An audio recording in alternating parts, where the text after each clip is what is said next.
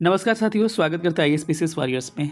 एक ऐसा सेक्शन है जहां से क्वेश्चंस पूछे जाते हैं और लोग इसको इग्नोर करते हैं। मैं आपको इस तरह से इसको करवा दूंगा कि ना कि इसकी घटना चक्र लगाने की ज़रूरत पड़ेगी, ना कहीं का पीवाईक्यू करने का ज़रूरत पड़ेगा, क्योंकि मैं आपको सारा इसमें इंक्लूड कर दूंगा। तो ये एनवायरमेंट इकोलॉजी का सेक्शन है जिसमें हम लोग ईवीएस के माध्यम से सारे क्वेश्चंस को कवर करेंगे। साथ में जितने थ्योरीज हैं सबको हम लोग एक साथ कवर करेंगे। इस वीडियो को देखने के बाद से जितने प्रश्न यहाँ से पूछे जाते हैं सारे कवर हो जाएंगे। इसमें आपको नेशनल पार्क से लेके आप चले जाइए तो बायोस्फीयर से लेके और उधर आप जितने भी वाइल्ड लाइफ सेंचुरी हो गए जो पूछे जाते हैं, या आप प्राइमरी पॉल्यूटेंट पूछे जाते हैं, सब कुछ हम वहाँ इसमें कवर करने वाले हैं। स्ट्रेटोस्फीयर, ट्रोपोस्फीयर, मतलब कहने का मतलब कि जितने क्वेश्चन पूछे जाते हैं ईवीएस के सब कुछ यहाँ पर हम लोग कवर करने वाले हैं। ठीक है, जिन्होंने इससे पहले जो है आपको बिहार स्पेशल का मेरा सेशन नहीं देखा होगा, 4 घंटे प्लस का हमारा बिहार स्पेशल का सेशन आ चुका है जिसमें बिहार हिस्ट्री और बिहार ज्योग्राफी हमने कवर करवाया है। उस क्लास को देखने के बाद से आपको बिहार स्पेशल पढ़ने की ज़रूरत नहीं पड़ेगी और सारे क्वेश्चंस आपके बन जाएंगे। ठीक है, बस यही है कि इस सेशन को ध्यान से देखिए थोड़ा सा, और अपना प्रतिक्रिया कमेंट बॉक्स में ज़रूर बताइएगा कैसा लगा। ठीक है, अगर कहीं किसी क्वेश्चन में जो है ओल्ड पीवाईक्यू होगा और फॉरेस्ट रिपोर्ट का कुछ डाटा दिया गया हो तो उसके लिए परेशान नहीं होना है, आप इग्नोर कर सकते हैं, क्योंकि वो पुराना पीवाईक्यू है। तो बस उससे सीख लीजिएगा वो कि ये पूछा गया है तो नया फॉरेस्ट रिपोर्ट से ये पूछा जा सकता है, क्योंकि फॉरेस्ट रिपोर्ट में आपको एक अलग से करवाने वाला हूँ। ठीक है, तो इस वीडियो के बाद फॉरेस्ट रिपोर्ट 1-2 दिन में आपको जल्दी ही देखने को मिलेगा। ठीक है, तो आप क्या कर सकते हैं, इस वीडियो को अच्छे से शुरू से लास्ट तक देखिए। टेलीग्राम ग्रुप का लिंक होगा डिस्क्रिप्शन में, उससे ज्वाइन कर लीजिएगा। और जो लोग भी नए होंगे चैनल को सब्सक्राइब करेगा। और हमारे चैनल पर जो है ज्योग्राफी का भी एक 4 घंटे का वीडियो आने वाला है जिसको देखने के बाद से सारी चीज़ें आपकी क्लियर हो जाएगी। चलिए सेशन को स्टार्ट करते हैं। प्रश्न क्या कह रहा है, प्रश्न को थोड़ा सुनिएगा। प्रश्न बोल रहा है कि वायु में ऑक्सीजन का प्रतिशत कितना होता है। तो एक्सप्लेन नहीं करेंगे, बार बार मैं करता आ रहा हूँ इसको। 21% क्या होता है ऑक्सीजन की मात्रा होती है, और पहले भी मैं इसको बता चुका हूँ कि एक टोटल कितना होता है 21% क्या होता है ऑक्सीजन की मात्रा आपकी होती है। इससे पहले मैं बताया था कि सबसे अधिक क्या पाया जाता है हमारे वायु में, नाइट्रोजन कितना 78%। इसके अलावा आपका ऑक्सीजन दूसरे स्थान पर कितना 21%। तीसरे स्थान पर क्या होगा, आर्गन पाया जाता है जो कि 0.93%। और चौथे स्थान पे आपका CO2 कार्बन डाइऑक्साइड पाया जाता है कितना 0.03%। तो थोड़ा सा इसका कंपोजिशन आप ध्यान रखिएगा। इसका करेक्ट आंसर क्या होगा, ऑप्शन ए हो जाएगा। चलिए अगले प्रश्न पर हम लोग चलते हैं। अगला प्रश्न आपको दिख रहा होगा स्क्रीन पे, कह रहा है कि वायुमंडल की किस परत में हवाई जहाज उड़ाई जाती है। तो ये मैं बार बार एक्सप्लेन करता हूँ, लेकिन आज एक बार और इस चीज़ को लेके आया हूँ क्योंकि इसके ओजोन के बारे में थोड़ा और भी बातें आपसे मुझे करनी है, इसीलिए थोड़ा सा और डिटेल में चलेंगे। तो चलिए पहले आपको एक्सप्लेन करता हूँ, क्योंकि ईवीएस का मेन पार्ट है ये, और ईवीएस का क्लास में इसका जिक्र ना हो तो फिर क्या होना। चलिए ठीक है, स्टार्ट करते हैं, आते हैं इसको देखते हैं। ओजोन के बारे में कुछ कुछ फैक्ट्स देख पा रहे होगे दोस्त, देखना क्या क्या है। वायुमंडल की परतों को हम डिवाइड करते हैं आपको 0 से लेकर 18 किलोमीटर तक, जिसको क्या कहते हैं हम लोग, जो ध्रुवों की इसकी कम हो जाती है 8 हो जाता है, और यहाँ पर 18 होता है कहाँ पर, विषुवत रेखा पर। तो 0 से 18 याद रखिएगा क्या है आपको, स्ट्रेटोस्फीयर या फिर ट्रोपोस्फीयर या फिर इसको क्षोभमंडल कहते हैं। 18 से लेकर 50 तक हम क्या कहते हैं, समताप मंडल स्ट्रेटोस्फीयर। और 50 से लेकर हम लोग 80 तक को कहते हैं मध्यमंडल यानी कि मेसोस्फीयर। और 80 से लेकर 640 को हम लोग आयमंडल आयनोस्फीयर के नाम से जानते हैं। और आपको 640 से बाहर जो भी परतें होंगी बहिर्मंडल या एक्जोस्फीयर के नाम से हम लोग उसको जानते हैं। अब इसमें थोड़ा सा देखते हैं कि क्या क्या चीज़ें और आपको इसमें देखनी है। तो आइए इसमें थोड़ा सा कुछ कुछ फैक्ट को हम लोग देखते हैं। ध्यान रखिए कि पहला जो 0 से 18 होता है इसमें क्या क्या होती है, यहाँ पर लिखा होगा। इसमें अगर आप जाइएगा ना 165 मीटर ऊपर तो टेम्परेचर आपका कम हो जाएगा कितना, 1 डिग्री सेल्सियस। वहीं आप 1000 मीटर ऊपर जाते हैं या फिर 1 किलोमीटर ऊपर जाते हैं तो आपका टेम्परेचर 6.5 डिग्री सेल्सियस क्या हो जाएगी, कम हो जाएगी। तो याद रखिएगा कि ट्रोपोस्फीयर यानी कि क्षोभमंडल में टेम्परेचर क्या होता है, कम होता है। और यहीं पे वर्षा, बादल इत्यादि यानी कि मौसम संबंधित गतिविधियां पूछे जाए कि कहाँ होती है, तो आंसर क्या करिएगा कि मौसम संबंधित गतिविधियां आपका क्षोभमंडल में होती हैं। इस फैक्ट को आपको थोड़ा सा ध्यान रखना, इंपॉर्टेंट लाइन है ये। इसके साथ दूसरा जो है इसका 18 से लेकर कहाँ तक, 50 तक, इसको कहा जाता है क्या, इसको कहते हैं स्ट्रेटोस्फीयर यानी कि समताप मंडल। और इसमें क्या क्या चीज़ें होती है, इसमें आपको पाया जाता है लगभग 20 से लेकर 35 किलोमीटर तक ओजोन परत पाया जाता है। तो पूछेगा कि ओजोन परत कहाँ पाया जाता है, तो कहिएगा 20 से लेकर 35 किलोमीटर तक, किस परत में, तो वायुमंडल की समताप मंडल में, स्ट्रेटोस्फीयर में। अब ओजोन को मैं अलग से आपको एक्सप्लेन करूंगा, क्योंकि ओजोन से अलग सवाल आपके बनते हैं एग्जाम में, क्योंकि ईवीएस का ही सेक्शन है तो इस सारे टॉपिक को हम लोग अच्छा से एक्सप्लेन करेंगे। ठीक है, अब देखिएगा कि ओजोन 20 से लेकर 35 तक इसी के अंदर आ गया ना, 18 से 50 के अंदर। और इसमें क्या क्या परिस्थितियां होती हैं, देखिए लिखा हुआ ओजोन बार 20 से 35। इसमें वायुयान उड़ाई जाती है क्योंकि मौसमी संबंधित गतिविधियां इसमें नहीं होती है, तो इतना ध्यान रखना है। अगला आएगा आपको 50 से लेकर 80 तक मध्यमंडल मेसोस्फीयर। इसका एक बात याद रखिएगा, तापमान सबसे कम पाया जाता है यहीं पर, लगभग -100 डिग्री सेल्सियस यहाँ पे टेम्परेचर पाया जाता है। इसके अलावा दक्षिणी ध्रुव वाली ऑरोरा ऑस्ट्रेलिस और बोरेलिस इसी में पाए जाते हैं, इसको भी ध्यान रखिएगा। मध्यमंडल में 80 से लेकर 640 तक आयन मंडल आयनोस्फीयर आता है। इसमें क्या होता है कि हमारा रेडियो तरंगे यहाँ से परावर्तित होती हैं, यानी कि संचार ग्रह की जो रेडियो तरंगे होती है, रेडियो वेव्स होती हैं, यहीं से परावर्तित होती है। कहाँ से बोले तो आयन मंडल या आयनोस्फीयर से। लेकिन कोई कहे कि उपग्रह कहाँ स्थापित करिएगा, तो उपग्रह आपको बहिर्मंडल में स्थापित किया जाता है, सैटेलाइट वगैरह, ठीक है। याद रखिएगा भूस्थानिक उपग्रह जो होती हैं, यानी कहे जियो स्टेशनरी सैटेलाइट, उसको पृथ्वी से लगभग 36,000 किलोमीटर की ऊंचाई पर क्या की जाती है, स्थापित की जाती है। ये रहा वायुमंडल की परतों के बारे में। अब थोड़ा सा आते हैं, ओजोन यहाँ पर आया था, ओजोन के बारे में डिटेल में हम लोग देखते हैं, यहाँ से सवाल बनता है। स्टार्ट करते हैं ओजोन के बारे में। जैसा कि मुझे लग रहा है कि स्पष्ट आपको दिख रहा होगा, ओजोन से पहला है कि इसके लिए मॉनिटर प्रोटोकॉल आता है 1987 में ओजोन परत के संरक्षण के लिए। तो इसको ध्यान रखिएगा, सबसे पहले महत्वपूर्ण सम्मेलन यही होता है। प्रतिवर्ष 16 सितंबर को 1994 से क्या मनाया जाता है, ओजोन दिवस मनाया जाता है। और ये बात और यह ध्यान रखना है कि ओजोन परत की कहाँ के वैज्ञानिक, ब्रिटेन के वैज्ञानिक ने क्या पता लगाया था, ओजोन परत के बारे में पता लगाया था कि कहाँ पतला कहाँ मोटा होता है। ध्यान रखिएगा साथियों कि ओजोन परत की जो मोटाई होती है उसको मेजरमेंट करते हैं हम डाप्सन के द्वारा। किसके द्वारा, डाप्सन के द्वारा। अभी हम दिखा देंगे आपको, लिखने की कोई ज़रूरत नहीं, सब चीज़ फैक्ट है, अभी मैं सब दिखा दूंगा। इसके अलावा ध्यान रखिए कि ओजोन परत की मोटाई डाप्सन यूनिट से मेजर करते हैं। और इसकी मोटाई बसंत ऋतु में, कब, बसंत ऋतु में क्या हो जाती है, सबसे ज़्यादा हो जाती है, और वर्षा ऋतु में क्या होती है, सबसे कम हो जाती है।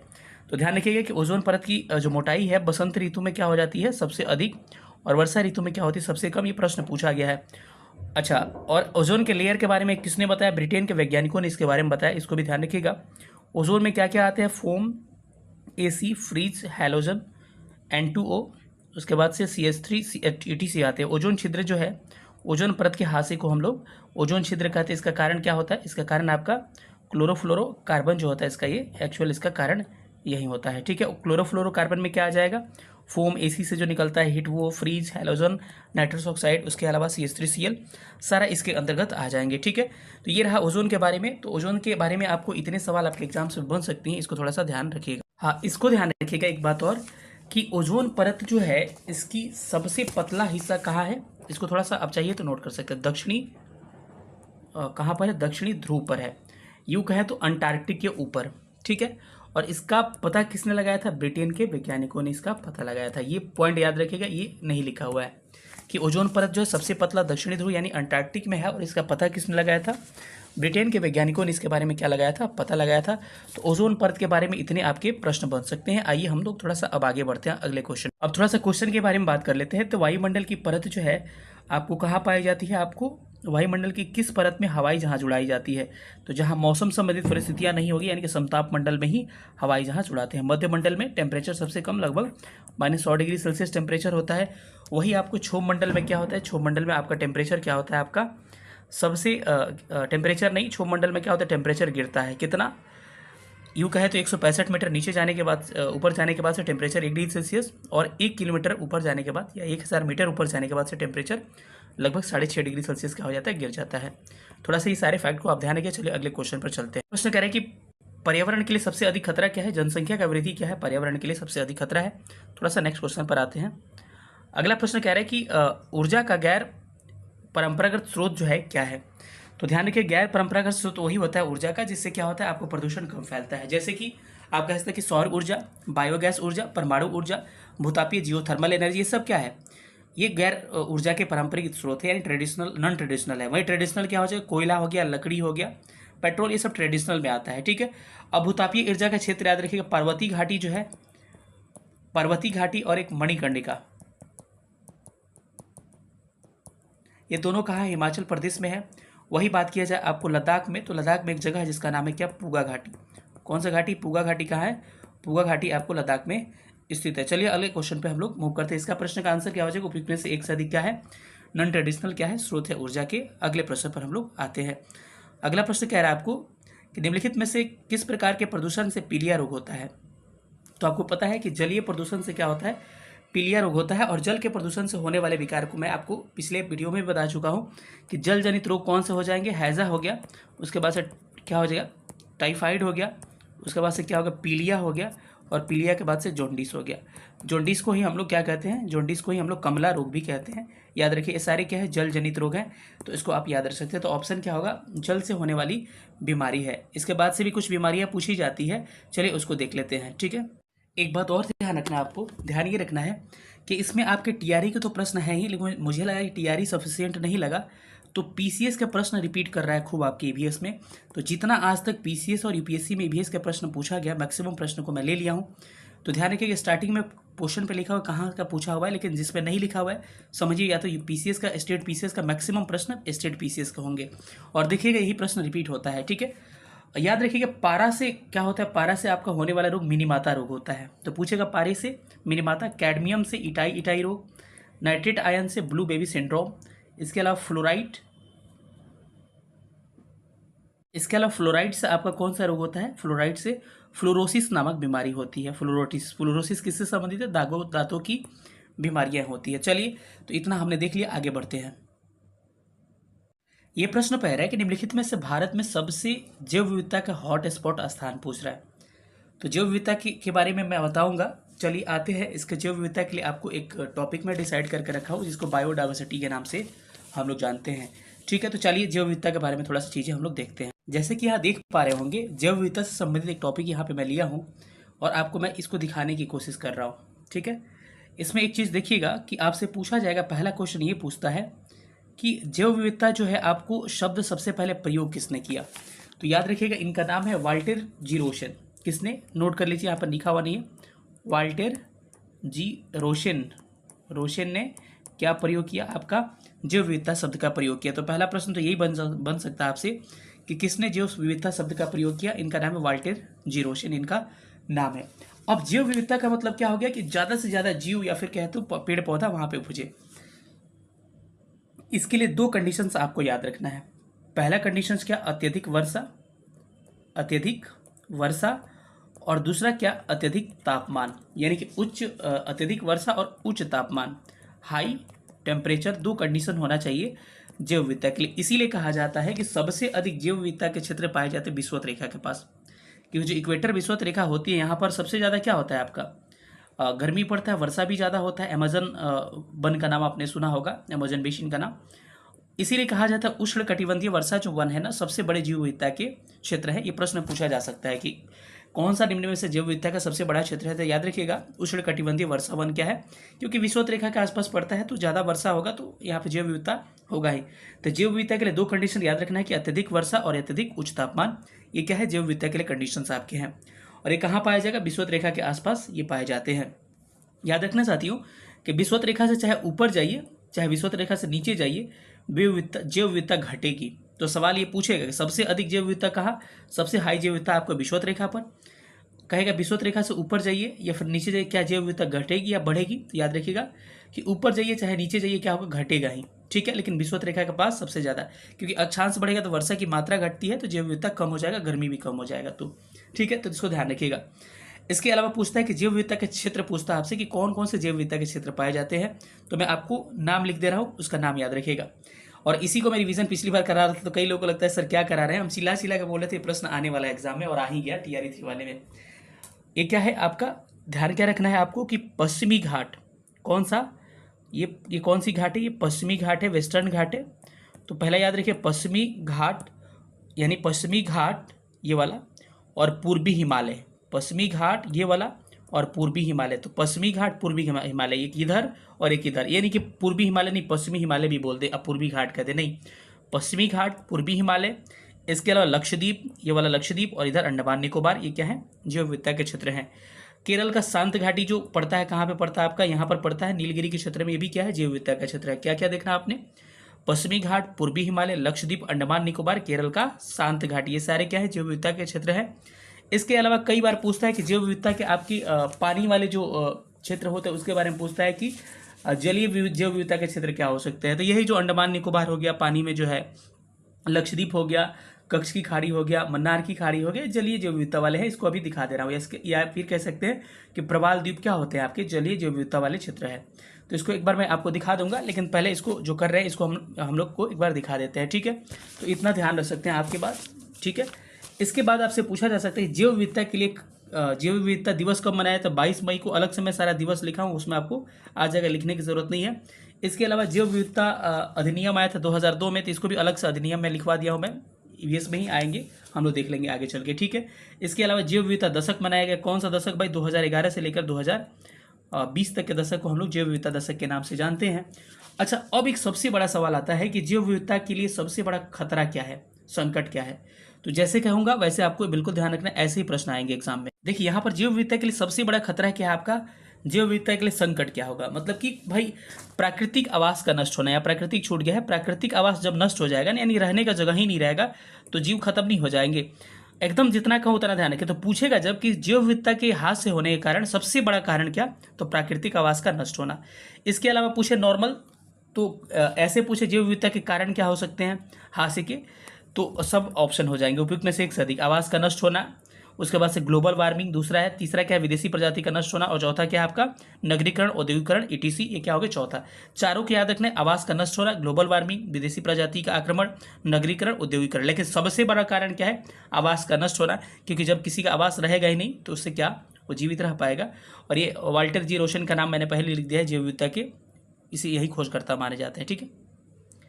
अब एक सवाल पूछता है कि जलीय जैव विविधता का क्षेत्र, जलीय मतलब समझ रहे हो, जल में जैव विविधता का क्षेत्र पाया जाता है, तो क्या हो जाएगा, प्रवाल हो जाएगी। प्रवाल पता है ये मूंगा की तरह जीव होते हैं, श्रेल की तरह, और ये जैव विविधता के सबसे बड़े क्षेत्र होते हैं। तो जैव विविधता का क्षेत्र आपसे पूछा जा सकता है कि जलीय, जल में प्रवाल द्वीप हो गया, अंडमान निकोबार हो गया, लक्षद्वीप हो गया, मन्नार की खाड़ी, कच्छ की खाड़ी। एक कैम्बे याद रखिए, कैम्बे नहीं होता है, यही बीपीएससी 65वीं में पूछा है कौन सा जैव विविधता का क्षेत्र है, और कैम्बे है, तो कैम्बे की खाड़ी ऑप्शन नहीं होगा, ये नहीं होगा, बाकी सारे दिख रहे हैं वो होंगे। अगर आपसे सवाल पूछ दे कि प्रवाल भित्तियाँ सबसे अधिक कहाँ पाई जाती है, तो साथियों याद रखना आपको सबसे ज़्यादा जो प्रवाल भित्ति है वो सबसे अधिक प्रवाल भित्ति जो है आपको पाई जाती है कहाँ पर, आपको यहाँ पे ऑस्ट्रेलिया है, ऑस्ट्रेलिया के उत्तर पूर्वी तट, ये भी याद रखिए, ये भी सवाल पूछा है किस तट पे, तो ऑस्ट्रेलिया के उत्तर पूर्वी तट पे प्रवाल भित्ति सबसे अधिक पाई जाती है, और उसका नाम है ग्रेट बैरियर रीफ। क्या नाम है, ग्रेट बैरियर रीफ उसका नाम है। पूछेगा कि विश्व का सबसे बड़ा प्रवाल भित्ति, ग्रेट बैरियर रीफ ऑस्ट्रेलिया का है, ठीक है। तो इन सब बातों को आप ध्यान रखिएगा, इंपॉर्टेंट फैक्ट्स हैं। इसके अलावा आपसे पूछा जाएगा सबसे अधिक जैव विविधता उष्णकटिबंधीय, सर्वाधिक जैव विविधता उष्णकटिबंधीय किसमें, वर्षा वनों में, उष्णकटिबंधीय वर्षा वनों में ध्यान रखिए सबसे अधिक जैव विविधता सबसे अधिक पाई जाती है, ठीक है, क्योंकि विषुवत रेखा के आसपास है। इसके अलावा एक और पूछा जाता है इससे कि क्या सवाल पूछा जाता है कि IUCN का एक सवाल पूछा जाता है, मैं आपको इसको क्लियर करा दे रहा हूँ यहीं पर। कहता है कि विलुप्त प्राय जो प्राणी होते हैं उनके लिस्ट कौन जारी करता है, तो याद रखिएगा IUCN, ठीक है। IUCN जो है इसका फुल फॉर्म होता है international union of conservation of nature, इसके द्वारा रेड डाटा बुक लिस्ट जारी किया जाता है। तो पूछेगा कि किस संस्था के द्वारा रेड डाटा बुक लिस्ट जारी किया जाता है, रेड डाटा लिस्ट जारी किया जाता है, तो कहिएगा कि IUCN के द्वारा, यानी कि international union of conservation of nature के द्वारा। और ये क्या करता है, किसका लिस्ट जारी करता है, ये भी पूछता है। तो याद रखिएगा संकट या फिर विलुप्त प्राय प्राणी, संकटग्रस्त या फिर विलुप्त प्राय जो प्राणी होते हैं, लगता है कि ये अपने क्या होते हैं, अपने खत्म होने के कगार पे है, तो उनके लिए लिस्ट जारी किया जाता है, किसके द्वारा, IUCN के द्वारा। ये रहा आपका एक पूरा टॉपिक मैंने करवा दिया जैव विविधता। यहाँ से जो भी सवाल आएंगे मुझे लग रहा है कि आसानी से आप इसको हल कर पाएंगे। चलिए अब क्वेश्चंस पे थोड़ा आते हैं हम लोग। अब इस सवाल को पढ़िए, क्या सवाल ये नहीं बनेगा, आसानी से सवाल को डील कर सकते हैं आप। क्या पूछ रहा है सवाल कि निम्नलिखित में से भारत का कौन सा जैव विविधता का सबसे बड़ा हॉट स्पॉट है। तो ध्यान रखिएगा जैव विविधता का सबसे बड़ा हॉट स्पॉट आपको दिख रहा होगा कि मैंने कहा था क्या, पश्चिमी घाट, पूर्वी हिमालय, लक्षद्वीप, अंडमान निकोबार, केरल का यहाँ पर शांत घाटी, इसके अलावा प्रवाल भित्ति वगैरह, ठीक है। तो इसमें आपको पश्चिमी घाट हो सकता है, ऑप्शन बस एक ही है। तो ऑप्शन क्या होगा इसका, बी करेक्ट होगा कि जैव विविधता का हॉट स्पॉट माना जाता है सबसे ज़्यादा पश्चिमी घाट को, इसको ध्यान रखना है। अब इस प्रश्न के बारे में तो मैं पहले ही बता चुका हूँ। BOD जो होता है बायोलॉजिकल ऑक्सीजन डिमांड, जिसको हिंदी में जैविक ऑक्सीजन की मांग कहते हैं, इसकी उच्च मात्रा इंगित करती है। ऑलरेडी डिस्कस कर चुका हूँ बायो में कि BOD क्या होता है, बायोलॉजिकल ऑक्सीजन डिमांड, यानी कि पानी जब अशुद्ध होता है, जितना ज़्यादा प्रदूषित होता है, तो ऑक्सीजन की मात्रा उसमें और ज़्यादा चाहिए। भाई अशुद्ध है तभी ना, अरे किसी के पास पैसा नहीं तभी ना किसी से कोई पैसा लेता है, तो जितना प्रदूषित पानी होगा उसमें ऑक्सीजन की मात्रा उतना ही ज़्यादा होगी। तो याद रखिएगा कि प्रश्न पूछेगा जब बीओडी की मात्रा बढ़ेगी, अगर बीओडी का मांग ज़्यादा होगा तो पानी उतना ही प्रदूषित होगा। तो जो प्रश्न पूछा, जितना बीओडी कम की मांग कम होगी ऑक्सीजन की, उतना ही पानी क्या होगा, साफ होगा, स्वच्छ होगा। ठीक है, तो क्या प्रश्न बोला है कि बीओडी की उच्च मांग इंगित करती है किसको, पानी में सूक्ष्म जीवों की वजह से कार्बनिक पदार्थों के उपयोग। बिल्कुल नहीं, ये इनकरेक्ट हो जाएगा। कहे कि पानी बहुत प्रदूषित है, बिल्कुल सही है कि उच्च मात्रा कह रहा है ना, अगर कम मात्रा कहता तो पानी कम प्रदूषित है, ये वाला होता है। ठीक है, तो ऑप्शन इसका बी करेक्ट होने वाला है। अगले प्रश्न पर चलते हैं। अगला प्रश्न कह रहा है कि मल के द्वारा प्रदूषित पानी में मछलियों की मृत्यु हो जाती है, इसका कारण क्या है आपके, इसका कारण है गलफड़ों का बंद हो जाना। बिल्कुल बंद नहीं होता है, ऑक्सीजन की कमी के कारण मछलियाँ क्या हो जाती है, मर जाती है, क्योंकि गलफड़ों के द्वारा मछलियाँ जो होती है जल में विलित ऑक्सीजन का ही क्या करती है, उपयोग करती है। अब कह रहे हैं कि निम्नलिखित में से कौन सा प्रदूषण जनित विकार है। तो इसमें याद रखिएगा कि इसमें फ्लोरोसिस दिया है, निकोमोनोसिस दिया है, कुष्ठ रोग दिया है। इसका करेक्ट आंसर क्या होगा, तो इसका करेक्ट आंसर क्या होगा, fluorosis is correct answer. Fluorosis क्या होगा, इसका ऑप्शन बी क्या होगा, बिल्कुल करेक्ट आंसर हो जाएगा। इसके अलावा जल पूछता है कई बार कि भूमिगत जल जो होती है प्रदूषित क्यों होती है। तो इन सब बातों को ध्यान रखिएगा, पूछा जा सकता है आपको अर्सेनिक की मात्रा बढ़ने के कारण। किसके, अर्सेनिक की मात्रा बढ़ने के कारण। इसके अलावा फ्लोराइड के कारण, और एक बार ऑप्शन में यूरेनियम दे दिया था, तो यूरेनियम से भी थोड़ा बहुत होता है, लेकिन आर्सेनिक सबसे ज़्यादा भूमिगत जल प्रदूषित होने के कारण है। इस बात को आपको ध्यान रखना है, वेरी वेरी इंपॉर्टेंट क्वेश्चन है ये। प्रश्न कह रहे कि भारत में प्रवाल भित्तियाँ पाई जाती है। उत्तर प्रदेश में बिल्कुल नहीं, हिमालयी क्षेत्र में बिल्कुल नहीं, अंडमान निकोबार में, अंडमान निकोबार में, लक्षद्वीप में। इसके अलावा मैंने बताया था आपको प्रवाल जो है कच्छ की खाड़ी में, मन्नार की खाड़ी में, लेकिन कैम्बे की खाड़ी में नहीं। इसको भी ध्यान रखना है। तो ऑप्शन क्या होगा, सी करेक्ट हो जाए। अब सवाल ये पूछ रहा है कि निम्नलिखित में से कौन सा द्वितीयक प्रदूषक है। ठीक है, तो इसको थोड़ा सा डिटेल में पढ़ लेते हैं। यहाँ से मैंने पढ़ाया था, प्रश्न भी आया था पिछली बार, याद होगा आपको। याद रखिए प्रदूषक दो तरह के होते हैं, एक को कहते हैं प्राथमिक प्रदूषक और दूसरे को कहते हैं द्वितीयक प्रदूषक। याद रखिएगा सबसे अधिक प्रदूषक फैलाने वाला विषैला चीज क्या है, CO, कार्बन मोनोऑक्साइड। कई लोगों को लगता है कार्बन डाइऑक्साइड को इतना अफवाह फैला दिया गया है कि सब लोग कार्बन डाइऑक्साइड पे ही नजर रखते हैं, लेकिन आपको ये गलत होगा। सबसे अधिक जो है आपको प्रदूषण किससे होता है, आपका सबसे विषैला प्रदूषक कौन सा है, कार्बन मोनोऑक्साइड है, कार्बन डाइऑक्साइड नहीं है। वाहनों से सबसे ज़्यादा क्या निकलती है, कार्बन डाइऑक्साइड। लोग कहते हैं कि कार्बन डाइऑक्साइड गैस छोड़ रहा है वो, नहीं, ऐसा नहीं है। कार्बन मोनोऑक्साइड सबसे ज़्यादा वाहनों से भी निकलती है। प्रदूषक यानी पॉल्यूटेंट्स दो तरह के होते हैं, एक को कहते हैं प्राथमिक, दूसरे को कहते हैं द्वितीय। और प्राइमरी पॉल्यूटेंट्स जो होते हैं, प्राथमिक प्रदूषक जो होते हैं क्या होते हैं, सुनिएगा, जो डायरेक्ट वायु में जाके क्या करते हैं, प्रदूषण फैलाते हैं। द्वितीयक क्या होते हैं, प्रदूषक के साथ मिलकर फिर प्रदूषण फैलाते हैं। तो इतना याद रखने की जरूरत नहीं, बस एग्जाम्पल आप याद रखिएगा कि carbon monoxide, carbon dioxide, nitrous oxide और नाइट्रोजन डाइऑक्साइड और सल्फर डाइऑक्साइड, दो di, nitrogen dioxide, sulphur dioxide, carbon monoxide, carbon dioxide. अगर ये नहीं याद रहे तो फिर भी आप द्वितीयक वाले के याद रख लीजिए, इसी से सवाल बन जाएगा। निम्न में से कौन सा द्वितीयक प्रदूषक है या नहीं है, तो ओजोन, स्मॉग और पान। पान कहे तो पारा ऑक्सीक्लीन नाइट्रेट को पान हम कहते हैं, तो याद रखिएगा पान, स्मॉग और O3 जो है आपके द्वितीयक प्रदूषण के उदाहरण है। बाकी ऊपर वाले carbon monoxide, carbon dioxide, nitrogen oxide और सल्फर डाइऑक्साइड, इसके अलावा भी जो आएंगे इस तीन को छोड़ के आपके प्राथमिक प्रदूषक के उदाहरण हो जाएंगे। तो अब सवाल आसानी से बन जाएगा जहाँ तक कि मुझे लग रहा है। इसके अलावा थोड़ा सा प्रदूषण के बारे में देख लेते हैं कि प्रदूषण फैलता कैसे है, थोड़ा सा कितने तरह के प्रदूषण होते हैं आपको मैं इसको दिखा रहा हूँ। अगर प्रदूषण का सबसे अच्छा डेफिनेशन समझे तो देखिए, किसी भी चीज़ में जिसका कंपोजिशन वास्तविक होता है उसमें कुछ अवांछित पदार्थ यानी कि एक्स्ट्रा पदार्थ मिल जाने के कारण उसको प्रदूषण की घटना कहते हैं। तो यहाँ लिखा हुआ है कि पर्यावरण के विभिन्न तत्वों जैसे कि वायु, जल, मृदा आदि में अवांछित तत्वों के मिल जाने के कारण प्रदूषण होता है। अगर आपको हवा में मिला तो वायु प्रदूषण, अगर वो जल में मिला तो जल प्रदूषण, तो ये हो जाएंगे। ठीक है, वायु प्रदूषण के कारण क्या क्या हो जाएंगे, ज्वालामुखी विस्फोट हो जाएगा, सब प्राकृतिक कारण है। ज्वालामुखी विस्फोट हो गया, जंगल में आग लगना, ये भी आपको कारण हो सकते हैं। कार्बनिक पदार्थों का अपघटन होना, ये भी एक कारण हो सकता है। वाहनों से, कारखानों से निकलने वाले धुआं हो सकते हैं, और गैस रिसाव हो सकता है, जैसे मिथाइल आइसोसाइनेट का हुआ था कहाँ पर, भोपाल गैस त्रासदी में। भोपाल गैस त्रासदी कब हुआ था, 2 दिसंबर 1984 को हुआ था, ये डेट याद रखिएगा। सर्वाधिक प्रदूषक कौन सा है, कार्बन मोनोऑक्साइड क्या है, सर्वाधिक प्रदूषक है। थोड़ा सा आप आगे देखते हैं।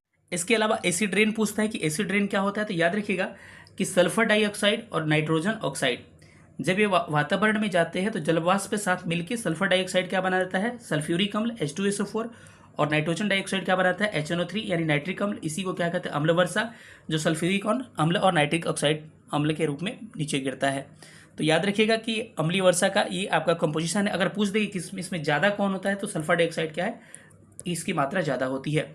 ठीक है, इसको याद नहीं रखना है, इसको थोड़ा सा स्किप करिएगा, इसको हटा दीजिए। ठीक है, पर्यावरण पे भी प्रभाव पड़ता है। अच्छा, उपाय इसको ठीक करने के क्या है, वैकल्पिक ईंधन प्रयोग करेंगे, जैसे कि सौर ऊर्जा, परमाणु ऊर्जा, भूतापीय ऊर्जा, उसके अलावा पवन ऊर्जा, इसका प्रयोग करेंगे। इसके अलावा वायु की गुणवत्ता को क्या करेंगे, सूचकांक जारी करके उसको चेक करेंगे क्या है, उसके लिए उपाय किया जाएगा। BS6 वाहन प्रयोग किया जाता है। भारत स्टेज 6, भारत स्टेज क्या होता है, भारत स्टेज वो होता है कि इंजन बनाते समय हम लोग ध्यान रखते हैं कि कितना प्रदूषण हो रहा है, PM जो है, पार्टिकुलेट मैटर जो है कितना निकल रहा है, उसके हिसाब से हम लोग बनाते हैं। इसके बारे में डिटेल में हम लोग नहीं जानेंगे अभी। ठीक है, लाइकेन द्वारा हम क्या करते हैं, प्रदूषण को चेक करते हैं, इसको भी याद रखिएगा। जल प्रदूषण कितने तरह के, भूमिगत जल जो होते हैं आर्सेनिक के कारण क्या होते हैं, प्रदूषित होते हैं, इस बात को भी ध्यान रखना है। और O2 की मात्रा में कमी क्या है, डायरेक्ट लिखा हुआ है, देखिए O2 की मात्रा में जब कमी होगी तो बायोलॉजिकल ऑक्सीजन डिमांड इसको कहा जाता है। प्रदूषण के प्रभाव आपको देखने को क्या क्या मिल सकते हैं, थोड़ा सा इसको एक बार देख लीजिएगा। यहाँ पर लिखा हुआ कि प्रदूषण के थोड़ा सा प्रभाव आपको देखने को मिलते हैं। प्रदूषण का प्रभाव क्या क्या हो सकता है, देखिए इसको लिखा हुआ है कि हैजा, पीलिया रोग, टाइफाइड रोग आपके हो जाते हैं। जल का अपव्यय, बर्बादी होता है। इसके अलावा पीने के जल प्रदूषित होता है, किससे, आर्सेनिक से, फ्लोराइड से और यूरेनियम से, ऑलरेडी मैं आपको बता चुका हूँ। थोड़ा सा अब और आगे बढ़ते हैं, थोड़ा सा और आगे ये तो अभी आपको मैंने रिवीजन कराया क्या कि आपको पारा से मिनीमाता रोग होता है, कैडमियम से इटाई बीमारी होती है, नाइट्रेट वाला ब्लू बेबी सिंड्रोम, फ्लोराइड से फ्लोरोसिस दांतों की बीमारियां होती है। तब इस प्रश्न को हम लोग करने आते थे, कह रहे हैं कि निम्न में से कौन सा द्वितीयक प्रदूषक है। तो इसमें आइएगा तो आपको पता होना चाहिए कार्बन मोनोऑक्साइड, कार्बन डाइऑक्साइड, इस सारा क्या है, प्राथमिक प्रदूषक है, सल्फर डाइऑक्साइड, नाइट्रोजन ऑक्साइड। लेकिन द्वितीयक प्रदूषक में क्या आता है, स्मॉग आता है, स्मॉग के अलावा पान आता है, पान के अलावा आप समझ सकते हैं यही सब चीज़ें आती है, तो थोड़ा सा ध्यान रखिएगा। तो उपयुक्त में से कोई ऑप्शन क्या है, द्वितीयक प्रदूषक नहीं है, तो ऑप्शन इसका ई करेक्ट हो जाएगा। और TRE 3 का प्रश्न है। अब प्रश्न कह रहा है कि निम्नलिखित में से कौन सा अजीवी कारक है। देखिए, दो तरह के कारक होते हैं, एक को कहते हैं अजीवीय कारक, दूसरे को कहते हैं जीवीय कारक। तो इसमें हम लोग कह रहे हैं कि कौन सा अजीवीय, अजीव मतलब कि जिसमें जीव नहीं है, एबायोटिक, बायोटिक एबायोटिक होता है। तो बायोटिक जिसमें जीव है, एबायोटिक जिसमें जीव नहीं है। तो इसमें से कह रहे हैं निम्नलिखित में से कौन सा अजीवीय कारक है जिसमें जीव नहीं है, जंतु में जीव होता है। और ये कह रहे हैं अजीवीय कारक, तो आर्द्रता हो गया, उन्नतांश हो गया, तो ये इसमें आप जाइएगा तो जंतु जो है जीवीय कारक है, जैविक है, लेकिन आर्द्रता, उन्नतांश उपयुक्त में से क्या हो जाएगा आपका, उपयुक्त में से कौन नहीं है, कह रहा है कि अजीवीय कारक नहीं है। अजीवीय कारक नहीं है तो क्या पूछ रहा है कि जीवीय कारक पूछ रहा है ना, तो जीवीय कारक क्या हो जाएगा आपका, जंतु हो जाएगा। ठीक है, क्योंकि अजीवीय नहीं है, जीवीय कहता तो जीवी आपका जंतु होता, लेकिन कह रहा है अजीवीय नहीं है, तो अजीवीय नहीं हो तो क्या होगा, जंतु इसका करेक्ट आंसर हो जाएगा।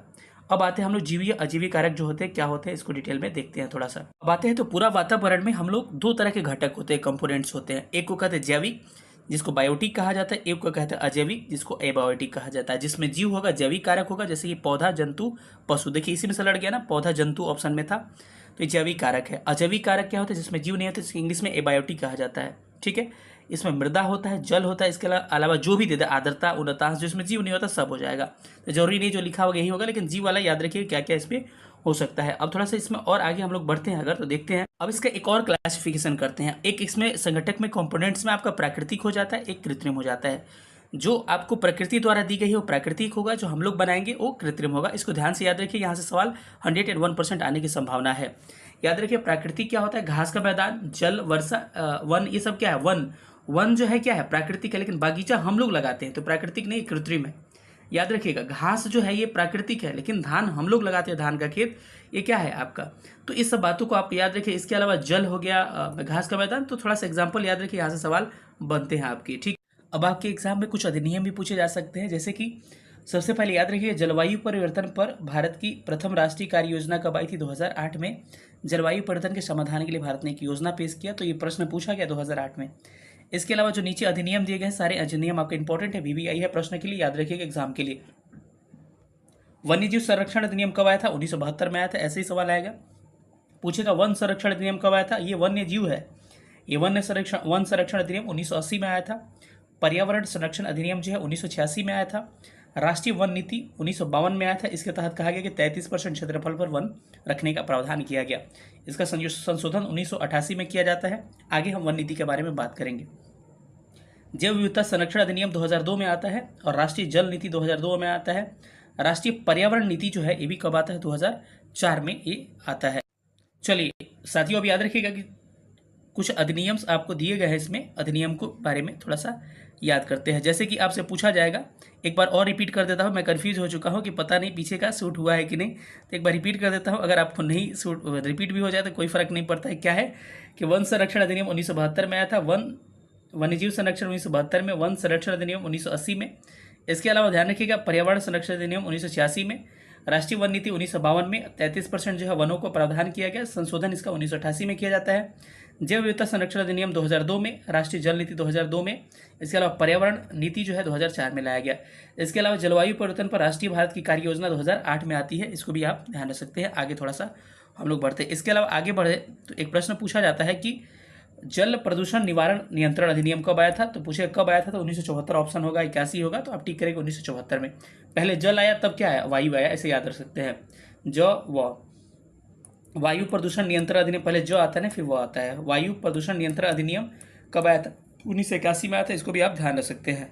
इसके अलावा एक संस्था है NGT, NGT very very important संस्था है, इसको आप देख सकते हैं कि जल वाला तो आपने देख लिया, जल प्रदूषण निवारण अधिनियम 1974 में, वायु वाला 1981 में आया था। एनजीटी नेशनल ग्रीन ट्रिब्यूनल जो है वो 2010 में आया था। इसके अलावा प्रकाश श्रीवास्तव जो है एनजीटी के अध्यक्ष है, और बहुत इंपॉर्टेंट ये सवाल है, इसको ध्यान रखिएगा। इसके अलावा ध्यान रख सकते हैं साथियों कि नेरी जो एक संस्था है जिसका फुल फॉर्म होता है national environment engineering programme, very very important question, NEERI ऐसे भी लिख सकता है एग्जाम में, ठीक है। ये इसकी स्थापना 1958 में की जाती है, और इसको हिंदी में कहते हैं राष्ट्रीय पर्यावरण अभियांत्रिकी संशोधन संस्थान। इसका हेडक्वार्टर याद रखिएगा कहाँ पर है, नागपुर में है। थोड़ा सा आगे हम लोग बढ़ते हैं। अब आगे बढ़िएगा तो इसमें कुछ कुछ बातें और आपको निकल के सामने आएगी, जैसे कि सुनिएगा। इसमें दे रहा है कि UNEP United Nation Environment Programme का स्थापना 5 जून 1972 में किया था। इसका मुख्यालय याद रखिएगा, पूछा एग्जाम में कि यूएनईपी यानी कि यूनाइटेड नेशनल एनवायरनमेंट प्रोग्राम का मुख्यालय केन्या के नैरोबी में है। इसके अलावा कार्टेजना प्रोटोकॉल का संबंध किससे, जैव सुरक्षा समझौता से है, इसको भी याद रखिएगा, इंपॉर्टेंट सवाल ये भी है, ठीक है। इसके अलावा पूछा जा सकता है WWF, आपके एग्जाम में पूछा गया है कि वर्ल्ड वाइड फंड जो है, फंड फॉर नेचर, इसका हेडक्वार्टर का है ग्लैड, स्विट्जरलैंड में अवस्थित है, स्विट्जरलैंड ऑप्शन में था, तो इसको आप ध्यान रख सकते हैं। इसके अलावा कुछ दिवस को हम लोग देख लेते हैं कि दिवस कुछ मनाया जाता है, देखते हैं क्या क्या है। मत समझिए कि दिवस है ये, ठीक है। ये क्या है, पर्यावरण से संबंधित दिवस है, कि जैसे आर्द्र भूमि दिवस 2 फरवरी को, विश्व वन्य जीव दिवस 3 मार्च को, विश्व वन दिवस 21 मार्च को, विश्व जल दिवस 22 मार्च को, विश्व पृथ्वी दिवस 22 अप्रैल को, जैव विविधता दिवस 22 मई को, विश्व पर्यावरण दिवस 5 जून को, सबको पता ही होगा। टाइगर डे 29 जुलाई को, प्राकृतिक संरक्षण दिवस 28 जुलाई को। तो थोड़ा सा ऐसे ही आप सबको ध्यान रखिएगा। तो यहाँ पर हम लोग 28 जुलाई आ गए। इसी के अलावा आपसे पूछा जाएगा कि ओजोन परत दिवस कब मनाते हैं, 16 सितंबर से, कब से, 1994 से 16 सितंबर को हमने मनाना स्टार्ट किया था। विश्व मृदा दिवस जो है 5 दिसंबर को मनाया जाता है। और एक और पूछता है, क्या पूछता है कि अर्थ ओवरशूट डे, ठीक है। ये क्या होता है अर्थ ओवरशूट डे, याद रखिए हर साल अलग अलग डे होता है। वह दिन जिस दिन पूरे वर्ष का संसाधन उपयोग कर लिया जाता है, यानी कि एक साल का हम लोग संसाधन निश्चित करते हैं कि एक साल में इतने संसाधन हमको उपभोग करना है, लेकिन उससे जब कब खत्म हो जाता है उसी को अर्थ ओवरशूट डे कहते हैं। अगर 2024 की बात करें, 2024 में 1 तारीख को सारा संसाधन खत्म हो गया था, 1 अगस्त को, इसीलिए अर्थ ओवरशूट डे जो है, अर्थ ओवरशूट डे आपको 1 अगस्त को मनाया जाता है। वही बात किया जाए अर्थ आवर डे, तो अर्थ आवर डे क्या होता है, WWF के द्वारा ये जलवायु परिवर्तन के संबंध में जागरूकता फैलाने के लिए मनाया जाता है। और कहा जाता है कि 8:30 बजे से लेकर 9:30 बजे तक शनिवार के दिन हर साल के लिए 2024 का समय क्या है, 23 मार्च को मनाने का घोषणा किया गया है। इन सब बातों को ध्यान रखना है। तो ये पूछ रहा है कि वह जानवर जो मुख्यतः मांस खाता है उसको हम लोग किस नाम से जानते हैं। तो याद रखिएगा, चूंकि जो मांस खाता है उसको हम लोग किस नाम से जानते हैं, कॉर्निवोरस के नाम से जानते हैं। क्या, कॉर्निवोरस, इंग्लिश में इसको कहते हैं कॉर्निवोरस कहते हैं, ठीक है। इसके अलावा आपको और पूछ सकता है कि जो हर्बीवोर क्या होता है, हर्बीवोरस कहते हैं, कर्निवोर या हर्बीवोर रस लगा देते हैं इसमें। हर्बीवोर जो होता है क्या होता है, इसको ध्यान रखिए, हर्बीवोरस जो होता है शाकाहारी होता है, जैसे कि जो मांस नहीं खाते हैं शाकाहारी को हम लोग हर्बीवोरस के नाम से जानते हैं। अगर वही पूछा जाए कि एक और होता है आपका मांसाहारी को, आपने देख लिया कॉर्निवोरस, इसको हर्बीवोरस, और एक होता है आपका जिसको कहते हैं कि जो क्या करता है, सर्वहारी एक होता है। सर्वहारी का मतलब क्या होता है, जो सब कुछ, ठीक है, सब कुछ खाता है उसको सर्वहारी कहते हैं। और इसको कहते हैं ओमनीवोरस, क्या कहते हैं, ओमनीवोरस कहते हैं। याद रखिएगा कि सबसे अधिक पोषक तत्व यानी कि सबसे अधिक उच्चतम पोषण प्राप्त करता है कौन, ओमनीवोरस, यानी कि जो सर्वहारी होता है सबसे अधिक पोषण प्राप्त करता है। ये प्रश्न पूछा गया है और आगे के प्रश्न में आएगा जो पीसीएस में पूछा गया है कि सबसे अधिक पोषण किसको प्राप्त होता है, तो याद रखिएगा सबसे अधिक पोरस ओमनीवोरस यानी कि सर्वहारी को प्राप्त होता है। ठीक है, शाकाहारी को हर्बीवोरस, मांसाहारी को हम लोग कार्बीवोरस के नाम से जानते हैं। चलिए हम लोग पोषण स्तर को देखेंगे आगे चलकर। इस प्रश्न का आंसर करेक्ट क्या होने वाला है साथियों? इस प्रश्न का आंसर होगा कि जो मांसाहारी होता है उसको हम क्या कहते हैं? कार्निवोरस के नाम से जानते हैं, यानी कि ऑप्शन इसका बी करेक्ट हो जाएगा। ठीक है, शाकाहारी, मांसाहारी, प्रथम, पोषण अर्थ सबके बारे में बात करेंगे, लेकिन थोड़ा सा अभी हम लोग आगे बढ़ते हैं। आपके एग्जाम में एक टॉपिक पूछा जाता है पारिस्थितिकी यानी इकोलॉजी और इकोसिस्टम के बारे में। तो बस इतना ध्यान रखना है कि इकोलॉजी जो है इस शब्द का प्रयोग किसने किया था, ये एग्जाम में पूछा जाता है। तो याद रखिएगा अर्नेस्ट हैकल, ये लॉ लिखा हुआ है हैकल, लॉ है अर्नेस्ट हैकल ने क्या प्रयोग किया था? पारिस्थितिकी शब्द का प्रयोग किया था। तो पूछेगा पारिस्थितिकी शब्द यानी इकोलॉजी शब्द का सबसे पहले प्रयोग किसने किया था? तो हैकल ने। लेकिन ऑप्शन में रहेगा रेटर, तो रेटर को ले सकते, लेकिन ऑप्शन में आज तक रेटर रहा ही नहीं है। तो अर्नेस्ट हैकल को याद रखिए इकोलॉजी शब्द का प्रयोग किया। इसके अलावा इसमें आप देख सकते हैं कि वर्तमान में इसका आकार बढ़ते जा रहा है। ज़्यादा थ्योरी पे ध्यान नहीं देखना, जितना कहेंगे उतना ही ध्यान रखिएगा। थोड़ा सा अब आगे बढ़ते हैं। तो इसमें क्या दिया हुआ है, थोड़ा सा इसको देखिए। इसमें बढ़िएगा थोड़ा सा ऊपर, तो इकोसिस्टम। तो पारिस्थितिकी शब्द यानी इकोलॉजी किसने दिया था आपको? किसने दिया था? हैकल ने दिया था। लेकिन पारिस्थितिकी तंत्र जो है ये शब्द पूछता है किसने दिया था? तो एजी ट्रांसले ने दिया था। एकदम याद रखिएगा, तंत्र ट्रांसले, टी एजी ट्रांसले ने पारिस्थितिकी तंत्र शब्द दिया था। ठीक है, अब इसके बारे में थोड़ा सा आप ध्यान रखिएगा। अब इकोसिस्टम की विशेषताएं क्या होती है, एग्जाम में कई बार पूछा है। तो याद रखना चाहिए कोई सुनिश्चित क्षेत्र होना चाहिए। जितना कह रहा हूं बस पूरा यही ऑप्शन एग्जाम में छपने वाला है। एक सुनिश्चित क्षेत्र होना चाहिए, एक कार्यशील इकाई होना चाहिए, सब पीसेस में पूछा गया है। वही आपका आयोग फिर से पूछेगा। एक खुला तंत्र होना चाहिए। ठीक है, खुला तंत्र होना चाहिए। इसके अलावा अपनी उत्पादकता होनी चाहिए। और इसके 3 संगठन होते हैं, ऊर्जा, जैविक और अजैविक। ठीक है, जैविक अजैविक के बारे में हम डिटेल में पढ़ ही चुके हैं। आपको यहाँ पे दिखाएंगे कि जैविक अजैविक के बारे में कब से आपको पढ़ा ही रहा था मैं। अब इसमें आइएगा तो कहा जाता है कि सबसे पारिस्थितिकी तंत्र में ऊर्जा का एक स्तर से दूसरे स्तर जाइएगा तो ऊर्जा की मात्रा घटती है। ये लिंडमैन का नियम है। लिंडमैन का नियम अभी दिखाऊंगा तब आप क्लियर हो जाएगा कि, लेकिन बस याद रखिएगा कि एक पोषी स्तर से दूसरा, जब मानिए कि पहले को दूसरा खाएगा तो पहले वाले को जितना एनर्जी मिल रहा था ना उतना नहीं मिलेगा। मानिए कि पौधा को जब कौन खाता है? हिरण खाती है, तो हिरण को एनर्जी ठीक ठाक मिलता है। लेकिन जब हिरण को खाएगा दूसरा आदमी तो उसका 10% ही एनर्जी उसको मिल पाएगा। तो इसको कहते हैं लिंडमैन का नियम। अभी हम लोग आगे डिटेल में पढ़ेंगे इसको। तो बस इतना याद रखिएगा कि पारिस्थितिकी तंत्र में जब एक पोषी स्तर से दूसरे पोषी स्तर पर ऊर्जा जाती है तो उसकी ऊर्जा की मात्रा घटती है। प्राकृतिक मानव, ये सब हम लोग देख चुके हैं। अब थोड़ा सा आगे बढ़ते हैं। तो कह रहे हैं कि सबसे बड़ा पारिस्थितिकी तंत्र का जगह कौन सा है? तो याद रखिए समुद्र जो है सबसे बड़ा क्या है? प्राकृतिक इकोसिस्टम का क्या है? स्रोत है। और सबसे अस्थायी भी समुद्र है। एग्जाम में 100% छपने वाला सवाल है कि सबसे बड़ा इकोसिस्टम समुद्र, सबसे अस्थायी इकोसिस्टम समुद्र, और सर्वहारी को सबसे अच्छा पोषण मिलता है। अभी हमने पीछे डिस्कस किया था। और इसमें इकोसिस्टम की आपकी समस्याएं क्या? वनों का विनाश हो जाना, प्रदूषण, जलवायु परिवर्तन, ये सब क्या है आपके इसके उदाहरण है। ठीक है, अब जीव भार पिरामिड के बारे में कह रहा है कि क्या होते हैं आपके स्थल मंडल होते हैं उसका पिरामिड सीधा होता है और जल मंडल का उल्टा होता है। क्या है अभी समझ में आपको आ जाएगा, दिखाऊंगा। तो जलीय पारिस्थितिकी तंत्र जैसे तालाब का पिरामिड क्या होता है? उल्टा होता है। वही स्थलीय का क्या होता है? सीधा होता है। मरुस्थल और जल का उल्टा होता है। क्या उल्टा होता है दिखा दूंगा अभी। समझ लीजिए, कुछ भी दे रहे होंगे यहाँ से एक प्रश्न फिक्स है, तो ये प्रश्न को आप लोग अच्छा से आप याद कर सकते हैं। ठीक है, अब इसमें क्या है कि 3 इसके क्या होते हैं? 3 इसके स्टेज होते हैं। पहले को कहते हैं उत्पादक यानी कि प्रोड्यूसर, दूसरे को कहते हैं उपभोक्ता यानी कंज्यूमर, और तीसरे को कहते हैं अपघटक यानी कि डिकम्पोजर। ठीक है, तो उत्पादक क्या होता है? जो खुद से भोजन बना लेते हैं। क्या हम लोग खुद से भोजन बनाते हैं? हमें कहीं गैस से घर से रूम पे बना लेते हैं, वो भोजन बनाने की बात नहीं कर रहा है। यानी खुद से भोजन का उत्पादन कर पाता है, जैसे प्रकाश संश्लेषण जो प्रक्रिया कर पाता है, जैसे हरे पौधे। तो हरे पौधे किस स्तर में आएंगे? उत्पादक में आएंगे। और ये प्रथम पोषी स्तर में आते हैं, प्रोड्यूसर कहलाते हैं। उपभोक्ता कंज्यूमर क्या होता है? जो प्रथम वाले को खाता है उसको उपभोक्ता कहते हैं। अब इसमें 3 होते हैं, प्राथमिक, द्वितीयक एंड तृतीयक। प्राथमिक क्या होता है? जो पौधा को खाता है, यानी जो शाकाहारी है सब प्राथमिक में जाएगा। तो पूछे गए प्राथमिक कौन कौन था? हिरण हो गया, बकरी हो गया, टिड्डा, खरगोश, ये सब क्या है? प्राथमिक उपभोक्ता है। उत्पादक नहीं, उत्पादक ये है, प्राथमिक उपभोक्ता है ये लोग। द्वितीय उपभोक्ता में कौन आएंगे? जो प्राथमिक को खाते हैं, जैसे कि आपको बाघ खाएगा बकरी को, शेर खाएगा बकरी को, बिल्ली खाएगी किसी और को, इसी में से खरगोश वगैरह किसी को खा लेगी। चलिए, कुत्ता खाएगा इसी में से किसी को, मेढक। तो जो प्राथमिक को खाता है द्वितीयक होता है। अब तृतीयक क्या होता है? अब कुछ द्वितीयक भी तृतीयक में आ जाते हैं। जो द्वितीयक होता है तृतीयक को खाता है, जैसे कि सांप को देखिएगा मेढक को खा जाता है, तो खा रहा है ना द्वितीयक को, तृतीयक द्वितीयक को खा जा रहा है। तो ऐसे ही लेकिन शेर जो होता है मांस जो शेर और बाघ दोनों में आता है, इसको ध्यान रखिएगा। एक डिकम्पोजर होता है जो सड़ा गला देता है, अगर कोई चीज़ मर जाता है, मानिए कोई मरा हुआ चीज़ है उसको अपघटक करता है। बाकी इसमें ज़्यादा ये ध्यान नहीं रखना है आपको, बस जीवाणु बैक्टीरिया को याद रखिएगा, इसको हम लोग कंज्यूमर यानी कि अपघटक में इसको हम लोग कंसिडर करते हैं। थोड़ा सा अब आगे बढ़ते हैं अगर, तो इसमें एक लिंडमैन का रूल क्या है, ध्यान से देखिएगा। लिंडमैन का 10% रूल कहा जाता है। ये क्या है कि ऊर्जा का स्तर जो है एक पोषी स्तर से दूसरे पोषी स्तर में जाता है तो ऊर्जा घटती जाती है। कितना परसेंट? मात्र 10% ही ऊर्जा क्या होती है, ट्रांसफर हो पाती है। कहने का मतलब है कि हाँ, मैंने एक उदाहरण लिया है कि इकाई दहाई सैकड़ा हज़ार 10,000 लाख, यानी अगर 1 लाख किसी के पास ऊर्जा, सूर्य के पास 1 लाख ऊर्जा छोड़ रही है, तो सूर्य से आपको पौधा तक आती आती ये कितनी हो जाएगी, 4 जीरो, यानी कि 10,000 हो जाएगी, 10% कम होके। अब पौधा से आपको पौधा हिरन जो पौधा को खाएगा तो इसको 10% कम मिलेगा, यानी कि 10,000 का 10% निकालेगा तो 1,000 बचेगा।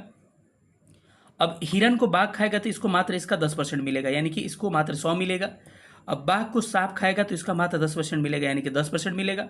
और सांप को जब क्या खाएगा, सांप को जब अगला जीव कोई खाएगा तो इसको क्या मिलेगा, आपको मात्र 1% ऊर्जा मिल पाएगी, यानी कि अपघटक को मात्र लास्ट में 1% ही ऊर्जा मिल रही है। तो आप मांसाहारी समझ के अपने आप को भाग्यशाली मत समझिएगा या ऐसी बड़ा चीज़ मत समझिएगा, ठीक है। लेकिन ऊर्जा का स्तर धीरे धीरे क्या होता है, आपका कम ही होते जाता है। अब थोड़ा सा आगे बढ़ते हैं, तो इसमें पिरामिड के बारे में कहा गया है। याद रखिएगा, पिरामिड में ध्यान रखिए, उत्पादक जो होता है फर्स्ट स्टेज पे, स्टेज याद रखिए, उत्पादक जो होता है फर्स्ट स्टेज पे कन्फ्यूजन होता है। कई लोग प्राथमिक को 1 नंबर समझते हैं, नहीं, प्राथमिक जो होता है आपको कितने नंबर पे आता है, दूसरे स्टेज में आ जाता है, ठीक है। द्वितीयक जो होता है तृतीयक इसके तीसरे स्टेज में आते हैं, और अपघटक एक अगला 4th स्टेज में। तो याद रखिए, प्राथमिक उत्पादक फर्स्ट स्टेज में, प्राथमिक सेकंड स्टेज में, द्वितीयक तृतीयक 3rd स्टेज में, और अपघटक 4th स्टेज में आता है। याद रखिए, अस्तल होता है, अस्तल का पिरामिड सीधा होता है, इसका मतलब समझ रहे हैं, सीधा मतलब नीचे चौड़ा है ऊपर पतला है, यानी कि उत्पादक सबसे ज़्यादा होगा। यहाँ चौड़ा लग रहा है ना, ज़्यादा होगा, यानी कि सबसे अधिक क्या होंगे हमारे यहाँ पे पेड़ पौधा सबसे अधिक है हमारे स्थल की बात कर रहा है। उसके बाद तो थोड़ा ऊपर जाइएगा तो पिरामिड थोड़ा हल्का हो जाएगा, यानी कहना बकरी उकरी इससे कम पाई जाएगी पेड़ पौधा से। उसके ऊपर जाइएगा तो बाघ थोड़ा सा और कम पाया जाएगा इसके कंपेयर में।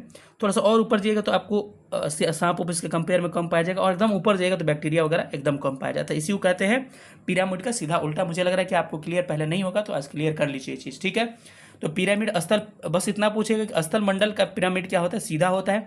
लेकिन याद रखिए कि वही मरुस्थल, यहाँ पे लिखा हुआ दिख नहीं रहा आपको, वही मरुस्थल या फिर कह सकते हैं कि आपको जलीय तंत्र का पिरामिड क्या होता है, उल्टा होता है। इसका मतलब क्या हो गया, जल में क्या होता है कि सबसे अधिक क्या होते हैं, अपघटक होते हैं। उससे कम क्या होगा आपका, उससे कम आपका क्या हो जाएगा, आपका तृतीयक हो जाएगा। तृतीयक से कम क्या होगा आपका, द्वितीयक हो जाएगा। द्वितीयक से कम प्राथमिक, और सबसे कम पेड़ पौधा जल में मरुस्थल में। आप जानते ही होंगे कि पेड़ पौधों की संख्या कम, इसीलिए कहा जाता है कि जो पिरामिड जो होता है किसका, मरुस्थल का, या फिर कहें तो किसका, मरुस्थल का, या फिर आप कहें तो किसका पौधा, मरुस्थल या फिर आपका किसके हम बात कर रहे थे, जलमंडल का, इसका पिरामिड उल्टा होता है। इस बात को आपको ध्यान रखना है, ठीक है। तो इस प्रश्न पे थे, इसका तो हम लोग आंसर कर लिए थे, कार्निवोर। अब अगले प्रश्न पर हम लोग चलते हैं। अगला प्रश्न कह रहा है आपको कि निम्नलिखित में से कौन सा हरित गृह गैस है।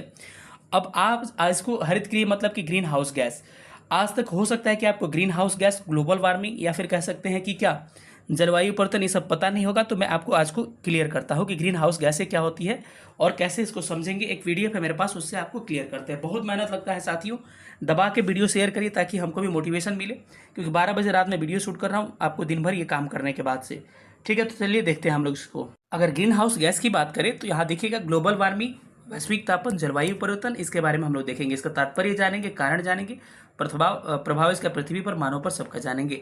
सामान्य अर्थ क्या होता है, ग्लोबल वार्मिंग का अर्थ क्या होता है कि जब पृथ्वी का सामान्य टेम्परेचर बढ़ जाए, पृथ्वी का 14 डिग्री सेल्सियस टेम्परेचर होता है, यहाँ पर लिखा गया है, अगर उससे टेम्परेचर बढ़ जाए चाहे जिस कारण से भी, इस प्रभाव को हम लोग ग्लोबल वार्मिंग कहा जाता है, यानी वैश्विक तापन कहा जाता है। क्या समझिए आप कि पृथ्वी का टेम्परेचर 14 डिग्री सेल्सियस होता है, किसी कारणवश जब उसका टेम्परेचर बदल के 14 से ज़्यादा होता है तो इसको हम लोग क्या कहते हैं, इसको ग्रीन हाउस गैस या फिर ग्रीन हाउस क्या कहते हैं, इसको ग्लोबल वार्मिंग कहते हैं।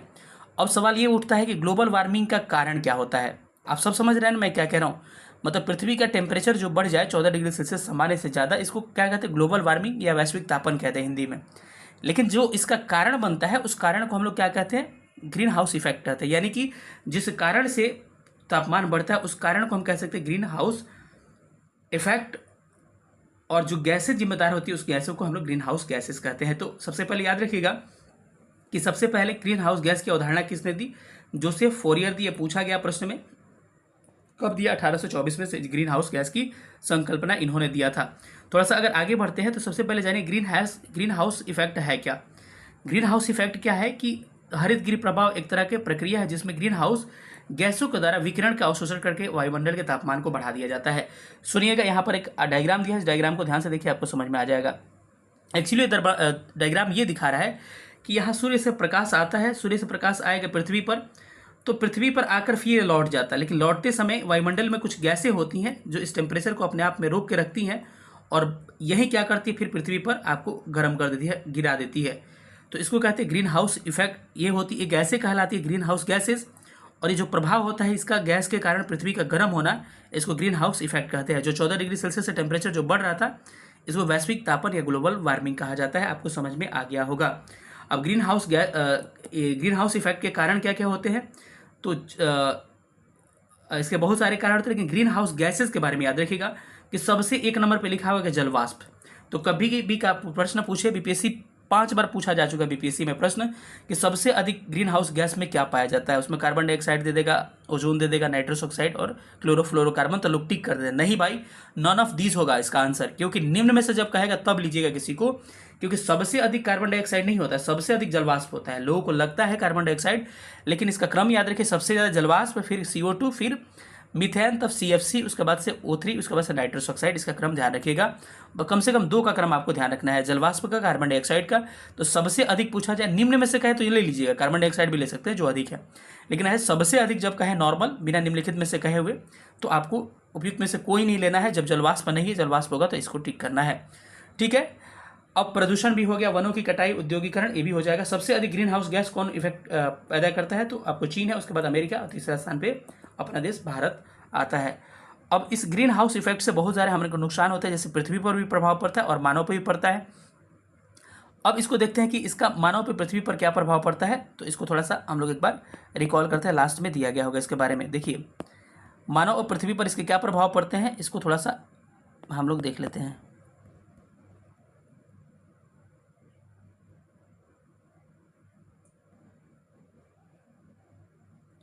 सिंपल सी बात आप यही कह सकते हैं कि मानव और पृथ्वी पर क्या प्रभाव, सिंपल सी बात आप यही कह सकते हैं, मानव और पृथ्वी पर क्या प्रभाव पड़ेगा कि इस ग्रीन हाउस इफेक्ट के कारण क्या होता है, जलवायु परिवर्तन। सबसे पहले क्या होगा, वैश्विक तापन, ग्लोबल वार्मिंग। इसका कारण क्या हुआ, आपका ग्रीन हाउस गैसेज हुआ। ग्रीन हाउस गैसेज से क्या होगा, आपका ग्रीन हाउस इफेक्ट होगा। ग्रीन हाउस इफेक्ट से क्या होगा, आपको जलवायु परिवर्तन। जलवायु परिवर्तन का मतलब क्या हुआ कि जलवायु समय से नहीं चलेगी, अत्यधिक वर्षा हो जाएगी, या फिर अत्यधिक तापमान बढ़ जाएगा, या फिर ये सब अत्यधिक ठंडी पड़ने लगेगी। तो ये सब इसके प्रभाव हैं। तो ग्रीन हाउस गैसेस को ध्यान रखिएगा, ठीक है। इसको एग्जाम में कई बार पूछा गया है। अब हम लोग एकदम खोल खोल के पढ़ेंगे। अब मीथेन को हम देख लिए, तो मीथेन से क्या क्या सवाल पूछे जाते हैं। मीथेन को मार्स गैस कहते हैं और इसका जगह स्थल पूछा जाता है, सारे शिफ्ट में पूछा गया है। मीथेन दलदली भूमि, इसलिए मार्स गैस कहते हैं, दलदली भूमि में पाया जाता है। धान के खेत में पशु जुगाली करते हैं, उसमें दीमक के घर में, ये सब मीथेन गैस यहाँ पर पाया जाता है। और LPG सिलेंडर हो गया, या फिर कह सकते हैं CNG गैस हो गया, सब में क्या होता है, मीथेन प्राकृतिक रूप से आपको निश्चित रूप से पाया जाता है। इसको थोड़ा सा ध्यान रखिएगा। अगले क्वेश्चन पर चलते हैं। सवाल तो यही था, सवाल क्या था कि निम्नलिखित में से हरित गृह गैस कौन नहीं है। ये 6 to 8 में पूछा गया है आपका 8 दिसंबर 2023 को, कौन नहीं है पूछ रहा है। तो मीथेन भी था आपके, इसके बाद से कार्बन डाइऑक्साइड भी था, लेकिन आर्गन नहीं था। तो क्या हो जाएगा, आर्गन इज करेक्ट आंसर। अगले क्वेश्चन पर चलते हैं। ये प्रश्न बड़ा इंपॉर्टेंट है और हर शिफ्ट में पूछा गया है। कह रहा है कि 1952 की राष्ट्रीय वन नीति, मैं पहले ही बताया था कि 1952 में राष्ट्रीय वन नीति आती है और इसका संशोधन कब किया था, 1988 में किया जाता है। अब इसके अनुसार भारत में वनावरण जो है कितना है, तो उसके हिसाब से कहा जाए कितना रखने का प्रावधान किया गया है। तो याद रखिएगा 33% वनावरण रखने का प्रावधान किया गया है। अब इसके बाद सबसे अधिक ज्वारीय वन 2 जगह पाए जाते हैं, एक पश्चिम बंगाल, दूसरा गुजरात, लेकिन सबसे अधिक पूछा जाए तो वेस्ट बंगाल में सबसे अधिक ज्वारीय वन पाए जाते हैं। और रॉयल बंगाल टाइगर के लिए क्या है, ये फेमस है, ठीक है। चलिए आगे थोड़ा सा और बढ़ते हैं। अगला प्रश्न कह रहा है कि निम्नलिखित में से कौन सा आंदोलन भारत में वनों की कटाई और सामुदायिक वनीकरण से संबंधित था। तो इसमें आप ध्यान रखिएगा कि ये आंदोलन कौन सा था, आपका चिपको आंदोलन था। चिपको आंदोलन कब हुआ था, 1973 में। डिस्ट्रिक्ट आपका चमोली था, उत्तराखंड उस समय था, अभी उत्तर प्रदेश है। और ध्यान रखिएगा इसका नेता को याद रखिएगा, गौरा देवी। कौन थे इसके नेता, गौरा देवी को याद रखिएगा। इसके अलावा याद रख सकते दोस्तों चंडी प्रसाद भट्ट, चंडी प्रसाद भट्ट, इसके अलावा आपका गोविंद सिंह रावत, गोविंद सिंह रावत का नाम याद रख सकते हैं। और सबसे पहला नाम जो है वो तो आपको पता ही होगा, सबको पता है, सुंदरलाल बहुगुणा, सुंदरलाल बहुगुणा, तो नाम याद रखिए सुंदरलाल बहुगुणा। उसके अलावा गौरा देवी, उसके बाद से चंडी प्रसाद भट्ट, उसके बाद से गोविंद सिंह रावत। तो इन सब नामों को ध्यान रखिए कि ये चिपको आंदोलन जो था वनों की कटाई से संबंधित था, सबको पता था इसके आंदोलन के बारे में, ज़्यादा इसके बारे में बात नहीं करेंगे। नवधान्य आंदोलन का संबंध था जैव सुरक्षा से संबंधित, जैव विविधता संरक्षण, यानी कि अलग अलग पौधा प्रजातियों का विकास और जैव संरक्षण से संबंधित था। और इसके वंदना जो थी, वंदना शिवा क्या थी, इसकी प्रणेता थी, तो वंदना शिवा याद रखिएगा। बीज बचाओ आंदोलन पुराने बीजों को संरक्षण को लेकर था, इसके कौन थे, विजय जड़धर क्या थे, इसके नेता थे विजय जड़धर, इसका नाम आप ध्यान रख सकते हैं। ठीक है, चलिए अगले प्रश्न पर चलते हैं। अगला प्रश्न क्या कह रहा है, अगले प्रश्न पर चलते हैं। अगला प्रश्न आप देख पा रहे होंगे, भारत में वन सर्वेक्षण 2021 के अनुसार भारत में वनावरण जो है कितना है, तो मैंने बताया था 24.62%, लेकिन लगभग में आंसर लिया था आयोग ने 24.5% इसका आंसर लिया गया था, और ये टीआरई का प्रश्न है, थोड़ा सा ध्यान रखिएगा। चलिए अब अगले क्वेश्चन पर आते हैं। वन क्या है, वन किस तरह का समुदाय है, ये पूछ रहा है। तो वन क्या है, एक तरह का जैविक समुदाय है, वनस्पतिक समुदाय है, पारिस्थितिकी समुदाय, इसका आंसर क्या होगा आप लोग बताइएगा। तो इस प्रश्न का करेक्ट आंसर क्या है, वन एक तरह का क्या है, जैविक समुदाय है, ऑप्शन क्या होगा, ए इसका करेक्ट हो जाएगा। अब ये प्रश्न आपको दिख रहा होगा, हमें अभी पहले एक्सप्लेन किया हूं मैं कि किस प्रजाति के विलुप्त होने का प्रमुख कारण क्या है, किसी प्रजाति का विलुप्त होने का मुख्य कारण क्या है, मुख्य पूछा है तो प्रवास का नष्ट हो जाना। आपने पढ़ा था उस समय, आपको रिवीजन कराया था कि किसी प्रजाति का विलुप्त होना या फिर जैव विविधता का आपका नाश होने का सबसे बड़ा कारण क्या, किसी प्राकृतिक आवास का नष्ट हो जाना, पहले मैंने बताया था। दूसरा क्या, ग्लोबल वार्मिंग बताया था।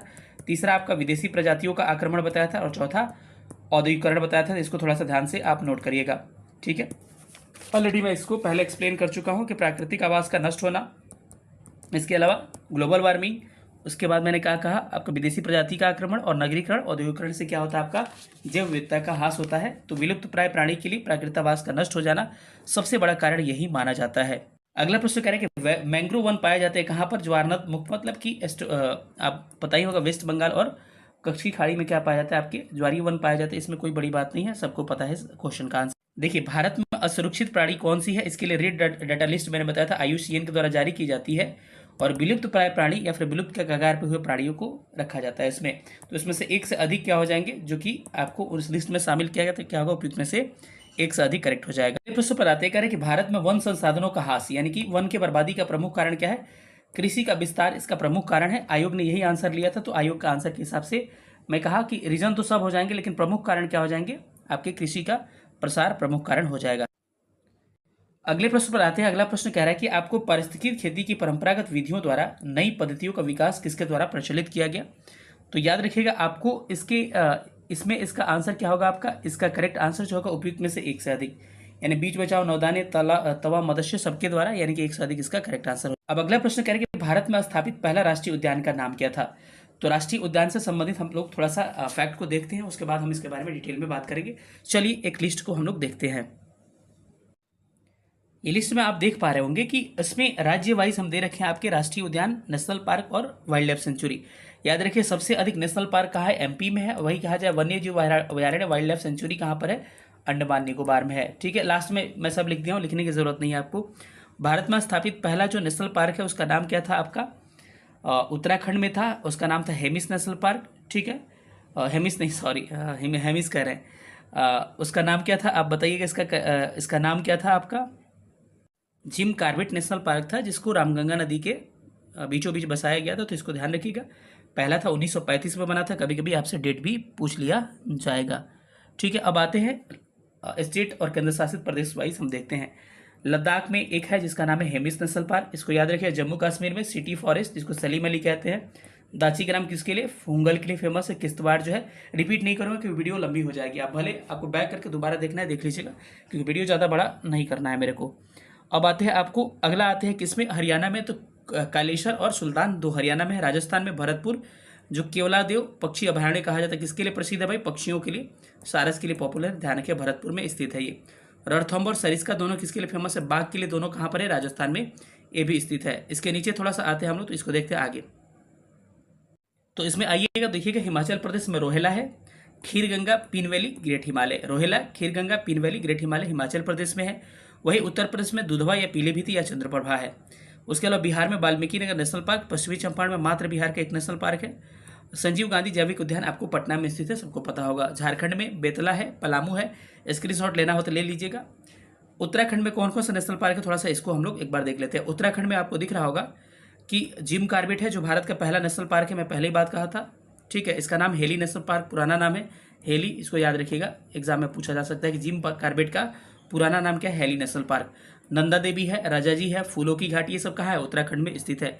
और ये नंदा देवी और राजा जी किसके लिए, टाइगर के लिए प्रसिद्ध है, इसको भी याद रखिएगा। मध्य प्रदेश में बांधवगढ़, कान्हा, माधव, सतपुड़ा, पेंच, पेंच जो है मध्य प्रदेश में और महाराष्ट्र दोनों में स्थित है। थोड़ा सा अब आगे बढ़ते हैं। अब आते हैं आपको पश्चिम बंगाल में बुक्सा है, सुंदरवन है, जलदपाड़ा है। इसके अलावा असम में डिब्रू साइखोवा, काजीरंगा एक सिंग वाले गेंडे के लिए प्रसिद्ध है, मानस है, नमेरी है, ओरांग है, राममोना है, दिहांग पटकाई है। अंडमान निकोबार में महात्मा गांधी मैरीन है, माउंट हैरियट है, रानी लक्ष्मीबाई, झांसी लक्ष्मीबाई है। अब आगे थोड़ा सा नॉर्थ ईस्ट के, और नॉर्थ ईस्ट का आजकल नया पूछ रहा है, इसको भी ध्यान रखिएगा सबको। आइएगा मेघालय में, तो बाला फकरम नोकरेक इंपॉर्टेंट है, BBI है, दोनों को याद रखिए। बाला फकरम नोकरेक कहाँ पे है, मेघालय में है। वहीं आपको अरुणाचल प्रदेश में दो है, माओलिंग और नामदफा, दोनों के दोनों अपने आप में क्या है, वेरी वेरी इंपॉर्टेंट है। इटांगी का है मणिपुर में, कम चला हूँ, उतना याद रखने की जरूरत नहीं है। और मणिपुर में एक है केबुल लामजाओ, और तैरता हुआ ये क्या है आपका नेशनल पार्क है, किसमें स्थित है, लोकटक झील में स्थित है।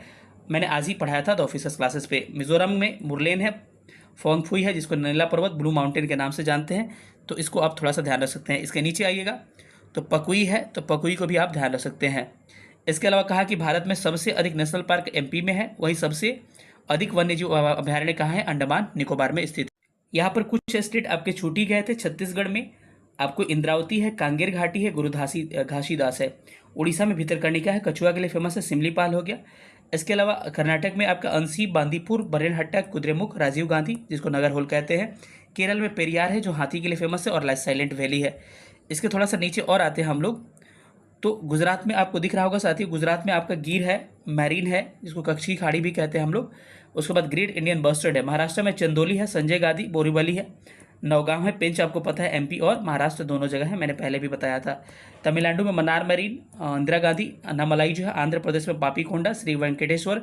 तेलंगाना में काशु ब्रह्मादन रेड्डी और महावीर हरिना वनस्थली है। गोवा में महावीर और मोलम, जिसको कहते हैं, आपके एग्जाम में पूछा भी है, इसको ध्यान रखिएगा। मुझे लग रहा है कि आपको दिखाई दे रहा होगा, क्योंकि कभी दिखाई आपको दिया नहीं है, लेकिन आज दिख रहा होगा।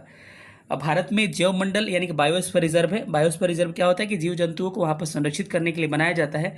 और प्रश्न क्या पूछा जाएगा कि पहला भारत का बायोस्फीयर रिजर्व का नाम क्या था, नीलगिरी था, 1986 में बना था। ये डेट याद रखिएगा, ईयर। तमिलनाडु, केरल, कर्नाटका में, वही नीलगिरी पर्वत वाली बात है ये।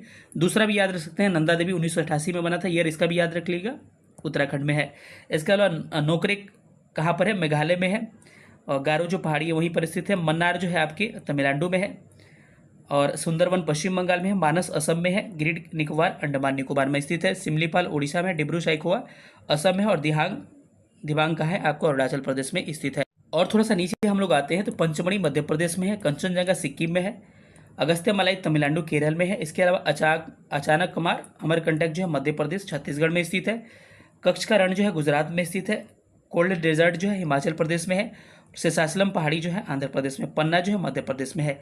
इसके अलावा क्या पूछा जाता है, इसको शामिल किया गया है कहाँ, यूनेस्को के नेटवर्क में, थोड़ा सा उसको देख लीजिए, वो भी आपके TRE में पूछा गया है।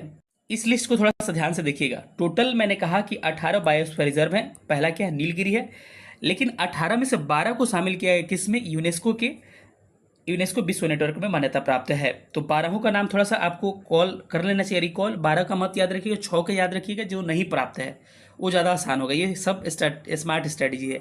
6 जिसको नहीं मिला उसको ध्यान रखिए। पूछता है किसको मिला है किसको नहीं मिला है, तो ऐसा प्रश्न पूछा था, जो सबको मिला था वही पूछ दिया था। तो पूछा था किसको नहीं मिला है, तो पिक में से कोई नहीं आंसर हुआ था, क्योंकि सबको मिला था। ठीक है, नीलगिरी को मिला है, मन्नार की खाड़ी, सुंदरवन, नंदा देवी, नोकरेक, पंचमढ़ी। इसके अलावा सिम्पलीपाल, अचानक कुमार, अमरकंटक जिसको कहते हैं, ग्रेट निकोबार, अगस्त्यमालाई, कंचनजंगा, पन्ना, इन सबको क्या हो चुका है, मिल चुका है। तो इसको ध्यान रखिएगा। इसके अलावा आगे अगर बढ़ते हैं, यहाँ पे कुछ देख पा रहे होंगे, कुछ प्रोजेक्ट चलाए गए थे, प्रोजेक्ट को याद रखिएगा। राष्ट्रीय बाघ संरक्षण अधिनियम कहे तो टाइगर प्रोजेक्ट कब आया था, 1973 में आया था। हाथी एलिफेंट प्रोजेक्ट कब आया था, 1992 में आया था। क्रोकोडाइल प्रोजेक्ट कब आया था, 1974 में आया था। गिद्ध संरक्षण कब आया था, 2006 में आया था। और डेक्नोफेनल एक दवा है जिसके कारण गिद्धों की प्रजातियां क्या हो रही है, नष्ट हो रही है।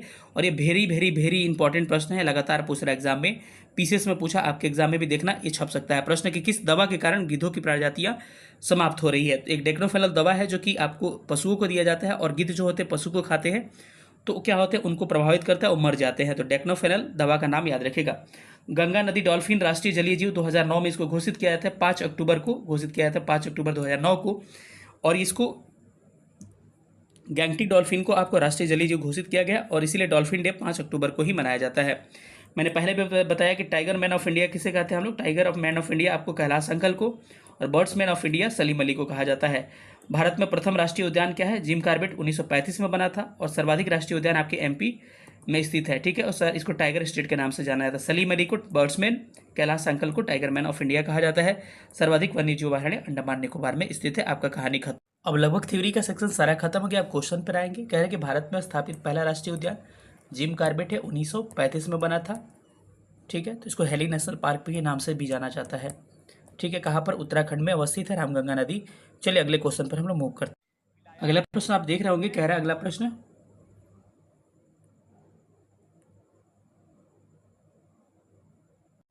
अगला प्रश्न देख रहे होंगे, दाची ग्राम राष्ट्रीय उद्यान जो है ये किसके लिए प्रसिद्ध है भाई, ये आपको पता है, हुंगल या फिर कश्मीरी स्टैग के लिए प्रसिद्ध है। तो ऑप्शन क्या होगा इसका, डी करेक्ट हो जाएगा। अगले प्रश्न पर चलता है। अगला प्रश्न कह रहा है कि निम्नलिखित में से किस राज्य में राष्ट्रीय उद्यानों की संख्या सबसे अधिक है। तो इसमें आपके निम्नलिखित में से कहा है, तो आपको ऑप्शन में नहीं है वो चीज़ जो कि आपको चाहिए, मध्य प्रदेश होना चाहिए, लेकिन मध्य प्रदेश ऑप्शन में नहीं है, जिसके कारण हमको आंसर क्या लेना पड़ेगा, अंडमान निकोबार लेना पड़ेगा, क्योंकि दूसरे स्थान पे ये आता है, ऑप्शन में और कोई नहीं है। महाराष्ट्र में भी ज़्यादा है, लेकिन ऑप्शन नहीं होने के कारण आपको ये लेना पड़ेगा, लेकिन एमपी में सबसे अधिक है। चलिए अगले प्रश्न पर हम लोग मूव करते हैं। अगला प्रश्न कह रहा है आपको कि निम्नलिखित में से सुमेलित कौन नहीं है। तो सुमेलित, चलिए मैच करते हैं। बांदीपुर कर्नाटका में है, बिल्कुल सही है। राजा जी उत्तराखंड में, बिल्कुल सही। सिमलीपाल उड़ीसा में। पिन वैली आपका कहाँ है, हिमाचल में है, तो इसीलिए आपको ध्यान रखिएगा, ये जम्मू कश्मीर इसका आंसर नहीं होगा। तो इनकरेक्ट क्या है, ऑप्शन डी क्या है आपका, इनकरेक्ट हो जाएगा, ठीक है। चलिए अगले क्वेश्चन पर चलते हैं। अगला प्रश्न क्या कह रहा है आपको, अगला प्रश्न आपको दिख रहा होगा कि सुमेलित करने वाला प्रश्न है। तो चलिए हम लोग सुमेलित करने की कोशिश करते हैं। पहला कहेगा कि काजीरंगा, काजीरंगा किसके लिए फेमस है भाई, काजीरंगा आपको गेंडा के लिए, तो ए का 4 हो जाएगा, 2 ऑप्शन में है। गिर किसके लिए फेमस है, गिर आपको एशियाटिक लॉयन के लिए फेमस है, तो बी का 3 हो जाएगा, बी का 3 हो जाएगा।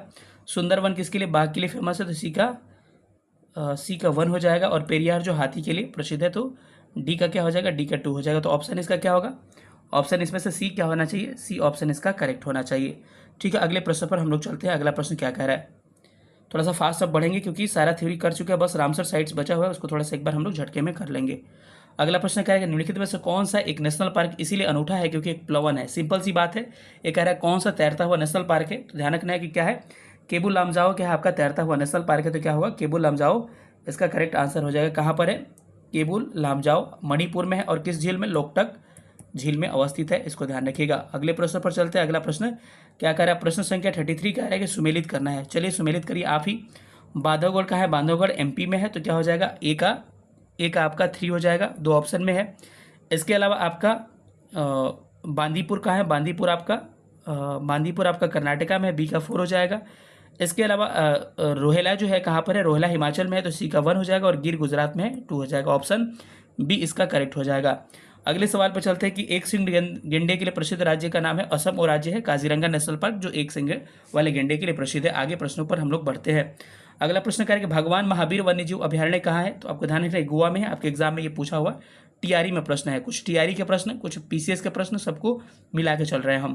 कह रहे हैं विश्व जल दिवस कब मनाया था, सबको पता है विश्व जल दिवस कब मनाया था भाई, तो आपको पता होना चाहिए। विश्व जल दिवस 22 मार्च को मनाया था, वही 22 अप्रैल को विश्व पृथ्वी दिवस मनाया जाता है। सब आपको एक बार रिकॉल करवा चुका हूँ। विश्व आर्द्र भूमि दिवस कब मनाया जाता है, मैंने बताया कि 2 फरवरी को मनाया जाता है। विश्व वन्यजीव दिवस बताया, विश्व जैव विविधता दिवस 22 मई को, सब मैं बता चुका हूँ। तो थोड़ा सा एक बार रिकॉल जाके कर लीजिएगा, मैं रिकॉल करवा चुका हूँ, ठीक है। अगला प्रश्न है कि बांधवगढ़ राष्ट्रीय उद्यान किस राज्य में स्थित है। तो बांधवगढ़ जो है किस राज्य में भाई, मध्य प्रदेश एमपी में स्थित है। सबसे अधिक राष्ट्रीय उद्यान जो है किस पे, आपको एमपी में ही अवस्थित है, इसको आपको थोड़ा सा ध्यान रख के चलना है। चलिए अगले प्रश्न पर हम लोग चलते हैं। अगला प्रश्न कह रहा है कि फिर से सुमेलित करने वाला एक प्रश्न आ गया। कह रहे हैं कि सूची फर्स्ट को सूची सेकंड से मैच करिए। छूट नहीं रहा है ना कुछ, चलिए सूची फर्स्ट को सूची सेकंड से हम क्या कर रहे हैं, सुमेलित कर रहे थे। सुमेलित करने के क्रम में आइए हम लोग देखते हैं किसमें क्या क्या जाएगा। बांदीपुर कहाँ चला जाएगा? बांदीपुर आपका कर्नाटक में जाएगा, ए का क्या हो जाएगा? ए का 3 हो जाएगा। दूसरा मानस कहाँ जाएगा? असम में, बी का 1 हो जाएगा। नामदफा अरुणाचल प्रदेश में, सी का 2। सिमलीपाल उड़ीसा, यानी ऑप्शन ए आपका करेक्ट हो जाएगा। अगले सवाल पे हम लोग चलते हैं। अगला सवाल करेंगे, अंतर्राष्ट्रीय टाइगर दिवस कब मनाया जाता है? तो ध्यान रखिएगा, मैंने अभी बताया कि 29 जुलाई को अंतर्राष्ट्रीय टाइगर दिवस मनाया जाता है। अगले प्रश्न पर चलते हैं कि भारत में हाथी परियोजना की शुरुआत कब से मानी जाती है? तो भारत में हाथी परियोजना की शुरुआत आपको इसमें से कोई ऑप्शन करेक्ट नहीं है। टाइगर प्रोजेक्ट 1973 से, लेकिन एलिफेंट प्रोजेक्ट आपको 1992 से चलाया जाता है। मगरमच्छ प्रोजेक्ट 1974 से चलाया जाता है। सबको आपको ध्यान रखना है। गैंगटिक डॉल्फिन को राष्ट्रीय जलीय जीव घोषित कब किया था? 5 अक्टूबर 2009 को, इसीलिए 5 अक्टूबर को डॉल्फिन डे भी मनाया जाता है। अगले प्रश्न पर आते हैं। अगला प्रश्न कह रहा है आपको कि जीवमंडल आरक्षित परिरक्षण क्षेत्र है, कैसा है भाई? घास स्थल है, कृषि उद्यान है, वायुमंडलीय संतुलन है, आनुवंशिक विभिन्नता क्या है? तो जीवमंडल आरक्षित क्षेत्र में क्या होगा? आपका आनुवंशिक विभिन्नता पाया जाएगा, यानी कि अलग अलग जीव के तरह के जीव पाए जाते हैं इसमें। ठीक है, अगले प्रश्न पर आते हैं। अगला प्रश्न कह रहा है कि भारत में के सभी जीवमंडल आरक्षित क्षेत्र यूनेस्को के द्वारा क्या है? मान्यता प्राप्त है। तो इसमें से कौन सा ऐसा है कि जो यूनेस्को के सिटी लिस्ट में शामिल नहीं है? तो अभी जो 18 बताया था कि 18 क्या है? जीवमंडल हमारा आरक्षित क्षेत्र है। सब एक्सप्लेन पहले ही थ्योरी कर दिया कि बाद में हम लोग भागेंगे फास्ट। ठीक है, तो 18 में से किसको? 12 को क्या मिल चुका है? यूनेस्को द्वारा नेटवर्क में शामिल किया गया है। तो उन 12 को छोड़ के जो 6 बच गए नहीं शामिल किया, तो इसमें जाकर लिस्ट देखिएगा तो मन्नार भी है, कंचनजंगा भी है, नंदा देवी और सुंदरवन, यानी कि सारे को क्या किया गया है? सारे को शामिल किया गया है। तो क्या करें, कौन सा शामिल नहीं है? सब शामिल है, नहीं कोई नहीं है, यानी कि ऑप्शन इसका ई करेक्ट हो जाएगा। ऐसे प्रश्नों को ध्यान दीजिएगा, नहीं है और हाँ है वाला। ठीक है, अगले प्रश्न पर आते हैं। अगला प्रश्न कह रहा है कि इसमें सुमेलित छाट है। सिमलीपाल उड़ीसा में बिल्कुल करेक्ट है। नोक्रेक मेघालय में बिल्कुल करेक्ट है। अगस्त्य मलाई केरल में है। कंचनजंगा हिमाचल में, ये भी करेक्ट है। अगस्त्य मलाई एक कंचनजंगा जो है आपका सिक्किम में है, ना कि आपके हिमाचल प्रदेश में। खीर वैली, पिन वैली, ये सब कहाँ है? आपके हिमाचल में है। तो इसका क्या होगा? इनकरेक्ट क्या हो जाएगा? ऑप्शन डी क्या होगा? इनकरेक्ट हो जाएगा। अगले प्रश्नों पर चलते हैं हम लोग। अगला प्रश्न दिख रहा हो कि वायुमंडल में सबसे अधिक गैस कौन पाई जाती है? मैं बार बार एक्सप्लेन करते आ रहा हूँ कि नाइट्रोजन सबसे अधिक, लगभग 78% वायुमंडल में हमारा पाया जाता है। ठीक है, चलिए अगले सवाल पे हम लोग बढ़ते हैं। अगला सवाल करेंगे, पृथ्वी के धरातल से ऊपर वायुमंडल की परत का अनुक्रम बताइए। भाई 4 दिन से रट रहा हूँ इसी प्रश्न को, तो इसमें फिर से मैं नहीं रुकूंगा। ये इसका अनुक्रम मैंने क्या बताया था? यहाँ पर सबसे नीचे क्या है? क्षोभ मंडल, स्ट्रेटोस्फीयर है, ट्रोपोस्फीयर, उसके बाद समताप मंडल, स्ट्रेटोस्फीयर, उसके बाद से मेसोस्फीयर, उसके बाद से आयन मंडल है, उसके बाद से क्या हो जाएगा आपको? एक्सोस्फीयर है। तो इसको मैं बार बार पढ़ा रहा हूँ, तो इसका करेक्ट आंसर क्या होगा? इसका क्रम नीचे से ऊपर सजाना है, तो इसके हिसाब से आपका करेक्ट आंसर इसका क्या होने वाला है? करेक्ट आंसर सबसे नीचे क्षोभ होगा, क्षोभ के बाद से समताप होगा, समताप के बाद क्या होगा? मध्य होगा, मध्य के बाद आयन मंडल होगा। ऑप्शन इसका क्या होना चाहिए? ऑप्शन इसका मेरे ख्याल से सी करेक्ट होना चाहिए। तो सी इज राइट आंसर। ठीक है, अगले क्वेश्चन पर चलते हैं। अगला प्रश्न क्या कह रहा है सुनिएगा। अगले प्रश्न पे कह रहा है कि वायुमंडल की लंबवत संरचना में सबसे निचली परत कौन सी होती है? तो सबसे नीचे क्या होगा भाई? क्या बताने वाली बात है, इसीलिए कहते हैं इंग्लिश में भी याद रखिएगा। सबसे नीचे क्या होता है? ट्रोपोस्फीयर, जिसको क्षोभ मंडल कहते हैं। ठीक है, तो इसको थोड़ा सा ध्यान रख के चलिएगा आप लोग। अगला प्रश्न कह रहा है कि निम्नलिखित में से वायुमंडल के संस्तरों में एवं उनका अभिलक्षणों के बारे में कौन सा सुमेलित है? क्षोभ मंडल में मौसम संबंधी दशाएं बिल्कुल करेक्ट है, मैंने बताया था। समताप में ओजोन बिल्कुल करेक्ट है। आयन में पृथ्वी की सतह की रेडियो तरंगें परावर्तित होती है, आयन मंडल में भी करेक्ट है। और मध्य मंडल में ज्योति ध्रुव, अस्ट्रेबला, बोरियलिस वगैरह, तो यानी क्या होगा? ज्योति ध्रुव, तो ऑप्शन ए करेक्ट हो जाएगा। ठीक है, अगले प्रश्न पर आते हैं, यानी कि सब सुमेलित था उसमें। अगले प्रश्न पर आते हैं, रेडियो तरंगों का विक्षेपण किस संस्तर से होता है? तो थोड़ा फास्ट बढ़ते हैं, सब पढ़ा चुका हूँ, ठीक है, पूरा मुझे जोश आ रहा है कि आपको मैं पढ़ा चुका हूँ। आयन मंडल, आयनोस्फीयर करेक्ट आंसर। आपको भी आ रहा होगा जोश, इसीलिए थ्योरी पहले बता दिए, क्योंकि हर चीज़ें आपको क्लियर है तो डायरेक्ट क्वेश्चन करिएगा। समताप मंडल की ऊंचाई कितनी होती है? 50 किलोमीटर तक। कितना भाई? मैंने कहा था कि 0 से लेकर 18 तक क्या होगा? ट्रोपोस्फीयर, क्षोभ मंडल 18 से 50 तक, समताप 50 से लेकर 80 तक, मध्य 80 से लेकर 640 तक क्या होगा? 640 तक आयन मंडल, और 640 से ऊपर एक्सोस्फीयर 1000 तक जाता है। इतना अच्छा से बता रहा हूँ 3 दिन से कि आपको याद होगा। पृथ्वी की सतह की ऊंचाई, इस सतह पर ओजोन परत की ऊंचाई मैं बताया था लगभग 15 से लेकर 20 किलोमीटर के बीच में। आप ऑप्शन के हिसाब से इसको टिक कर सकते हैं, इसका करेक्ट आंसर यही होगा। ठीक है, चलिए तो अगले प्रश्न पर चलते हैं। इसका करेक्ट आंसर ऑप्शन ए होगा। मैं बताया था 15 से 20 ले सकते हैं या 20 से 35, कुछ भी होगा, लेकिन इसके बीच में ए आ गया, तो इसीलिए हम ऑप्शन क्या रहे हैं? ऑप्शन ए को ही हम क्या करें? पिक रहे हैं, कर रहे हैं। ठीक है, तो अगले क्वेश्चन पर चलते हैं। अगला क्वेश्चन करेंगे, निम्नलिखित में से कौन सा परितंत्र का संगठक है? पारितंत्र का संगठक है कौन सा है भाई? पादप है, सूक्ष्मजीव है, जंतु है। इसमें क्या करेक्ट होगा? Answer correct. इसमें सब होगा, उपयुक्त में से सब होगा, मतलब कि सारे सजीव है, इसीलिए क्या होगा? उपयुक्त में से एक से अधिक इसका करेक्ट आंसर हो जाएगा। अब अगला प्रश्न आपको दिख रहा होगा। अगला प्रश्न कह रहा है कि निम्नलिखित में से कौन सा लैंडफिल से उत्पन्न गैस होती है? लैंडफिल का मतलब कि जमीन में कुछ चीज हम लोग गाड़ देते हैं, उसमें से गैस निकलती है, तो मीथेन गैस होती है। मीथेन गैस का क्षेत्र भी बता दूंगा। पशुओं की जुगाली हो गई, धान की खेत हो गई, दलदलीय क्षेत्र हो गए, ये सब क्या है? आपके मीथेन के उत्पादित करने वाले क्षेत्र है, तो इसमें कोई ज़्यादा बड़ी बात नहीं है। अगले प्रश्न पर बढ़ते हैं। निम्नलिखित में से कौन सा जंगल में आहार श्रृंखला का प्रतिनिधित्व करता है? तो आहार श्रृंखला के मतलब सबसे पहले क्या, उसके बाद क्या, उसके बाद क्या, इस श्रृंखला को आपको बनाने के लिए कह रहा है। तो सबसे पहले पौधा, फिर पौधा को कौन खाएगा? सॉरी ये नहीं होगा। इसमें क्या होगा? सबसे पहले क्या होगा? पादप। पादप को कौन खाएगा? हिरन खाएगा। यानी पौधा को कौन खाएगा भाई? हिरन खाएगा। दूसरा हो जाएगा, हिरन को शेर खाएगा। तो इसका क्या होगा? करेक्ट आंसर क्या हो जाएगा? करेक्ट आंसर इसका ऑप्शन सी होने वाला है। सी इज राइट आंसर। चलिए थोड़ा सा और हम लोग आगे बढ़ते हैं। अगला प्रश्न कह रहा है कि पर्यावरण में प्लास्टिक की क्रिया द्वारा विघटित नहीं होता है। होता है नहीं होता है। तो कौन सा इसमें विघटित नहीं होता है? तो इसका आंसर क्या होगा? मृतजोवी भी होगा, उसके बाद परजीवी होगा, या फिर जीवाणु। तो इसमें से क्या होगा कि पर्यावरण में प्लास्टिक की क्रिया द्वारा विघटित नहीं होता है, तो इसमें से क्या होगा? एक से अधिक करेक्ट आंसर हो जाएगा। Option D is right answer. अगले प्रश्न पर चलते हैं। अगला प्रश्न कह रहा है कि ऊर्जा के स्रोत जो कार्बन की उत्सर्जन में वृद्धि नहीं करते हैं शामिल है। तो कार्बन के उत्सर्जन में कौन वृद्धि नहीं करेगा भाई? पवन चक्की करेगा क्या? ये भी नहीं करेगा। वृद्धि नहीं करते वो, तो कौन नहीं करता? पवन चक्की भी नहीं करता है। इसके अलावा आगे बात किया जाए तो नाभिकीय ऊर्जा, इससे भी नहीं होता है, सोलर सेल से भी नहीं होता। तो उपयुक्त में से एक से अधिक क्या होगा? करेक्ट आंसर हो जाएगा। यानी कि क्या है? आप बिल्कुल कोई नहीं करता है, यानी कि उपयुक्त में से क्या हो जाएगा?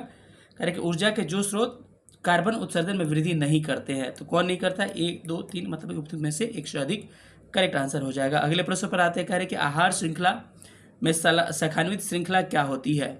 तो इसका आंसर हो जाएगा आहार जाल। इसका क्या हो जाएगा? आहार जाल। इसका क्या हो जाएगा? आहार जाल साथियों, इसका करेक्ट आंसर आहार जाल हो जाएगा, यानी कि ऑप्शन बी राइट हो जाएगा। चलिए आगे बढ़ते हैं अगले प्रश्नों पर। अगला प्रश्न क्या कह रहा है? अगला प्रश्न कह रहा है कि हरे पौधों सूर्य के प्रकाश की ऊर्जा ग्रहण करते उसे खाद्य पदार्थों में परिवर्तित करते हैं। कितना? जितना मिलता है उसका 1%। अब 10% वाला रूल दूसरा था लिंडमैन, लेकिन 1% ये पौधों की बारे में बात करते हैं कि पौधा जितना एनर्जी लेता है उसका कन्वर्ट कितना करता है? मात्र 1% क्या करता है? कन्वर्ट करता है। अगले क्वेश्चन पर आते हैं। अगला प्रश्न कह रहा है कि चिपको की किसके नेतृत्व में क्या उनको मजबूती मिली थी? तो इसमें कौन हो जाएगा भाई? मजबूती मिली थी किसका? सुंदरलाल बहुगुणा के। बाकी और लोग का भी इसमें हाथ था, लेकिन सुंदरलाल बहुगुणा का क्या मजबूती मिला था? तो ऑप्शन इसका बी करेक्ट हो जाएगा। अगला प्रश्न कह रहा है कि आहार श्रृंखला में प्रथम पोषी स्तर क्या होता है? प्रथम पोषी स्तर क्या कहलाएगा? वैसा जो कि फर्स्ट स्टेज में होता है। कौन होगा? वैसा जीव जो कि स्वपोषी होगा, यानी कि खुद का खाना बनाएगा, वही ना पहले स्टेज पे आएगा। मैं आपको बताया था स्टेज यहाँ पर कि प्राथमिक में कौन आएगा? जो प्रकाश संश्लेषण करता है। तो स्टेज 1 में स्वपोषी आ जाएगा, यानी कि ऑप्शन इसका सी करेक्ट हो जाएगा। अगले प्रश्न पर आते हैं। कह रहे हैं कि निम्नलिखित में से कौन सा पारिस्थितिकी तंत्र में गैसीय जैव भूरासायनिक चक्र नहीं है? तो इसमें इसका करेक्ट आंसर होगा, इसका करेक्ट आंसर आपका हो जाएगा साथियों, इसको ध्यान रखिएगा। इसका करेक्ट उपयुक्त में से एक से अधिक, ऑप्शन इसका डी करेक्ट होगा। तो क्या हो जाएगा? डी इसका करेक्ट आंसर हो जाएगा। अगले सवाल पे बढ़ते हैं। कह रहे हैं कि निम्नलिखित में से कौन सा जीव क्लोरीन की उपस्थिति में सूर्य के प्रकाश उपयोग कर अकार्बनिक पदार्थों को कार्बनिक में बदलता है? ये प्रश्न आपके टीआरई का प्रश्न है, ठीक है, लिखा भले नहीं। तो क्या हो जाएगा? कुछ जीवाणु हो जाएंगे, ऑप्शन इसका ए करेक्ट हो जाएगा। आगे हम लोग बढ़ते हैं, अगले क्वेश्चन पर आते हैं। मिथोग्लोबिनिया निम्नलिखित में से किसके द्वारा प्रदूषित होने के कारण होता है? तो इसका करेक्ट आंसर क्या हो जाएगा? इसका करेक्ट आंसर, ये बायो की तरह प्रश्न है, लेकिन प्रदूषण में भी इसको हम क्या कर सकते हैं? सम्मिलित कर सकते हैं। तो इसका करेक्ट आंसर क्या होगा? इसका करेक्ट आंसर होगा कैमियम दिया हुआ, फास्फेट दिया है, नाइट्रेट दिया है, तो इसमें नाइट्रेट, ऑप्शन सी इसका राइट आंसर हो जाएगा। अगले प्रश्न पर आते हैं कि पारिस्थितिकी तंत्र में ऊर्जा प्रवाह क्या होता है? किस दिशा में चलता है? तो आपको पता होना चाहिए ऊर्जा प्रवाह की जो दिशा होती है क्या होती है? एक दिशीय होती है, यानी यूनिडायमेंशनल होती है। तो ऑप्शन इसका ए करेक्ट हो जाएगा। अगले सवाल पर आते हैं। निम्नलिखित में से कौन सा द्वितीयक प्रदूषक है? तो द्वितीयक प्रदूषक आपको दिख रहा होगा कि ओजोन, पहले ही बताया था। द्वितीयक में कौन आ जाता है? ओजोन आ जाता है, O3। इसके अलावा पान आता है, पान के अलावा स्मॉग आता है। इसको छोड़ के सारे प्राथमिक हो जाएंगे। तो ओजोन क्या होगा? द्वितीयक हो जाएगा, पान द्वितीयक हो जाएगा, उपयुक्त में से एक से अधिक। लेकिन इस बार टीआरई वाले एग्जाम में ऐसा ऑप्शन दिया था जिसमें कोई था ही नहीं, ठीक है। चलिए अगले प्रश्न पर आते हैं। पारिस्थितिकी तंत्र में ऊर्जा प्रवाह का 10% नियम किसने दिया था? लिंडमैन ने दिया था, जिसमें नहीं था कि 1 लाख से कम होते 10% क्या होगा, आगे की तरफ बढ़ते हैं। चलिए अगले प्रश्न पर हम लोग बढ़ते हैं। अगला प्रश्न क्या कह रहा है? कह रहे कि भारत में उष्णकटिबंधीय वर्षा वन पाए जाते हैं। कहाँ पाया जाएगा भाई? ऑप्शन से ही लग रहा है कि उष्णकटिबंधीय वर्षा वन वही पाया जाएगा जहाँ सबसे अधिक क्या होगा, वर्षा होगा। तो ये पाया जाता है आपको, ये मैक्सिमम केरल में पाया जाता है, लेकिन केरल के अलावा कर्नाटक भी लिया था, तो उपयुक्त में से एक से अधिक हो जाएगा। ऑप्शन इसका डी सही हो जाएगा। अगले प्रश्न पर आते हैं। भारत में मीथेन का मुख्य स्रोत है क्या है? धान का खेत जो है मुख्य स्रोत है। इसके अलावा दीमक हो गया, पशुओं के जुगाली हो गया, सबसे आपके मार्सी लैंड हो गया, दलदली भूमि मीथेन पाए जाते हैं। वायुमंडल की किस परत में तापमान सबसे कम होता है? बताइएगा। मध्यमंडल में, मैंने पहले ही चिल्ला चिल्ला के बोल रहा हूँ, -100 डिग्री सेल्सियस क्या होते हैं? मध्यमंडल में। बताइए सारा चीज़ मैं पढ़ाया हूँ कि नहीं? और जैसे पढ़ाया हुआ क्वेश्चन से आपके पढ़ाई हुई थ्योरी से प्रश्न बन रहे हैं ना, ऐसे एग्जाम में भी आपके सारे प्रश्न बनेंगे। लिख के रख लीजिएगा, अच्छा से आप रिवीजन करके जाइएगा। इस वीडियो को 2 बार 4 बार जितना देखना है देखिएगा, अधिक से अधिक शेयर भी करिएगा। अगला क्वेश्चन के क्रमी पोषी स्तर में विषाक्तता पदार्थों की सांद्रता वृद्धि कहलाता है। इसको क्या कहते हैं हम लोग? इसको जैव आवर्धन के नाम से जानते हैं। ऑप्शन इसका बी करेक्ट हो जाएगा। अगले प्रश्न पर आते हैं। निम्नलिखित में से क्या कह रहे हैं? निम्नलिखित में से कौन सा शुष्कतारंभी अनुक्रम में अग्रगामी प्रजाति के रूप में कार्य करता है? तो क्या हो जाएगा इसका? करेक्ट आंसर हो जाएगा आपका जड़ी बूटी दे रखा है, मनुष्य दे रखा है, लाइकेन। तो इसमें से करेक्ट आंसर आपका होने वाला है लाइकेन। ठीक है, लाइकेन इज करेक्ट आंसर। अगला प्रश्न है, कह रहे कि रामसर सम्मेलन संरक्षण के बारे में आपको कहा गया था, तो किसके संबंध में था? तो रामसर सम्मेलन जो था आर्द्रभूमि यानी कि वेटलैंड साइट के संबंध में था। चलिए रामसर साइट्स के बारे में थोड़ा सा हम आपसे बात कर ले। याद रखिएगा साथियों कि रामसर जो था, पहला इसका सम्मेलन जो हुआ था 1971 में हुआ था। और ये रामसर कुछ नहीं है, ईरान में एक जगह है। क्या है? ईरान में एक स्थान जिसका नाम है रामसर। तो कहा जाएगा रामसर सम्मेलन पहला ईरान में 1971 में हुआ था। भारत पूछेगा कब शामिल हुआ था? 1982 में भारत शामिल हुआ था। वर्तमान में भारत में रामसर साइट की संख्या कितनी हो चुकी है? 82 हो चुकी है। अभी बिहार का 2 साइट्स को और शामिल किया गया है। सबसे अधिक रामसर साइट यूपी में है, उसके बाद से तमिलनाडु में है। ये भी प्रश्न पूछा जा सकता है। चलिए थोड़ा सा एक पीडीएफ देख लीजिए। एक अपडेटेड आपको डाटा दिख रहा है कि बिहार में 2 आर्द्रभूमि नागा और नकटी को अभ्यारण्यों में रामसर कन्वेंशन में शामिल किया गया। कब? पर्यावरण दिवस को 5 जून को, जिसके कारण भारत में रामसर साइट्सों की संख्या 82 हो गई। यानी कि आपको क्या किया गया? नागा नकटी ये कहाँ पर है? आपके जमुई में है। याद रखिए कहाँ पर है? जमुई में है। तो इसको इससे अलावा कांवरताल झील को भी शामिल किया गया था। कांवरताल कहाँ था? बेगूसराय में। और बार बार जितने एग्जाम बिहार के हुए सब में पूछा, तो नागा नकटी भी याद रखिएगा। क्या 82 को हो गया? 2 और जुड़ गया, लेकिन कहाँ पर ये याद रखना आपके लिए इंपॉर्टेंट है, जमुई आपको ध्यान रखना है। अब प्रश्न कह रहे हैं कि इटाई रोग होता है। ऑलरेडी मैं इसको इतने बार डिस्कस कर दिया।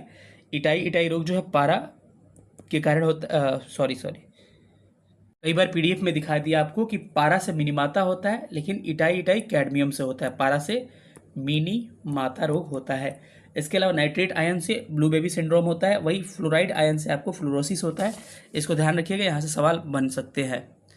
अगला प्रश्न करेंगे, निम्नलिखित में से किसे स्वस्थ इंस्टीट्यूट संरक्षण में शामिल नहीं किया गया है? तो इसमें क्या हो जाएगा आपका? इसका करेक्ट आंसर क्या होगा? वनस्पति हो जाएगा। ऑप्शन इसका सी। इन सिटू का मतलब होगा कि वहीं पे किसी प्रजाति को संरक्षित करना। आउट सिटी का मतलब होता है कि आपको कहीं और की प्रजाति लाके क्या करना? संरक्षित करना। तो इस प्रश्न का करेक्ट आंसर क्या हो जाएगा? Option C is right answer. अगले प्रश्न पर आते हैं कि परिस्थिति तंत्र में वाई आकार का ऊर्जा प्रवाह मॉडल किसके द्वारा दिया गया? तो याद रखिएगा इनका नाम था क्या? ओडम के द्वारा वाई आकार का मॉडल दिया गया। तो ओडम का नाम आप ध्यान रख सकते हैं। ठीक है, अगले प्रश्न पर हम लोग चलते हैं। अगला प्रश्न कह रहा है कि सल्फर डाइऑक्साइड जो है प्रदूषित क्या करता है? ये लाइकेन को सूचित करता है। सल्फर डाइऑक्साइड प्रसूचित सूचित होता है लाइकेन के द्वारा। लाइकेन से पता चल जाता है कि वायुमंडल में सल्फर डाई की मात्रा बढ़ चुकी है। अगले प्रश्न पर आते हैं। अगला प्रश्न कह रहा है सलीम अली अभ्यारण्य जो है कहाँ पर स्थित है? तो आपको पता है कि उपयुक्त में से कोई नहीं, क्योंकि जम्मू कश्मीर में स्थित है। ये सलीम अली कहाँ है? आपके श्रीनगर जम्मू कश्मीर में स्थित है। अगले प्रश्न पर चलते हैं। अगला प्रश्न कह रहा है कि IUCN मुख्यालय जो है IUCN का कहाँ पर है? तो स्विट्जरलैंड में है। मैंने आपको बताया था IUCN का मुख्यालय कहाँ पर है? स्विट्जरलैंड में अवस्थित है। तो इसका करेक्ट आंसर क्या होगा? करेक्ट आंसर ऑप्शन इसका डी इज राइट आंसर। तो इसको थोड़ा सा ध्यान रखिएगा। चलिएगा अगले प्रश्न पर चलते हैं। अगला प्रश्न क्या कह रहा है? प्रश्न संख्या 78 पे चलते हैं। एक पोषी स्तर से ऊर्जा का प्रवाह जो होता है दूसरे पोषी स्तर में कितना होता है? तो ध्यान रखिएगा दूसरे पोषी स्तर में ऊर्जा का प्रवाह जो होता है मात्र 10% होता है। ये किसका रूल है? लिंडमैन का 10% रूल इसे कहा जाता है। अगर पूछा जाए कितना परसेंट ऊर्जा जाता है तो भाई प्रवाह 10%, तो कितना अवशोषित हो जाता है ऐसे भी घुमा दे सकता है, आप 10% मत मारिएगा। अगर पूछा जाए कि ऊर्जा का प्रवाह कितना होता है 10%, तो शोषित कितना हुआ? 90% खत्म हो जा रहा है। तो ऐसे भी प्रश्न घुमा के पूछ सकता है कि कितना ऊर्जा खपत खत्म हो जाता है, तो 90% याद रखिएगा, ठीक है। अगला कह रहे हैं कि रियो पृथ्वी सम्मेलन 1992 एजेंडा 21 में निहित है क्या? तो इसको ध्यान रखिएगा आप। अब आइए कुछ चीज़ों को देखते हैं जो एग्जाम के लिए आपके इंपॉर्टेंट है। चीज़ें क्या है? स्टॉकहोम सम्मेलन कब हुआ था? 1972 में हुआ था। तभी से हम लोग 5 जून 1973 एक साल बाद से पर्यावरण दिवस मनाते हैं। पृथ्वी सम्मेलन 1992 से हुआ था। कहाँ पर? रियो डी जेनेरियो जो ब्राजील में है, यहाँ पर हुआ था, ठीक है। यूएनएफसीसी का फुल फॉर्म पूछ सकता है। यूएनएफसीसी का full form United nation framework convention of climate change, इसका फुल फॉर्म है। पूछ सकता है कि कोप क्या है? तो कोप को ध्यान रखिएगा, कोप कॉन्फ्रेंस ऑफ पार्टीज है। फर्स्ट इसका सम्मेलन होता है, ये कॉप होता है 94 में, लेकिन पहला सम्मेलन जर्मनी के बर्लिन में होता है 1995 में। तब से कॉप 1 कॉप 2 चल रहा है।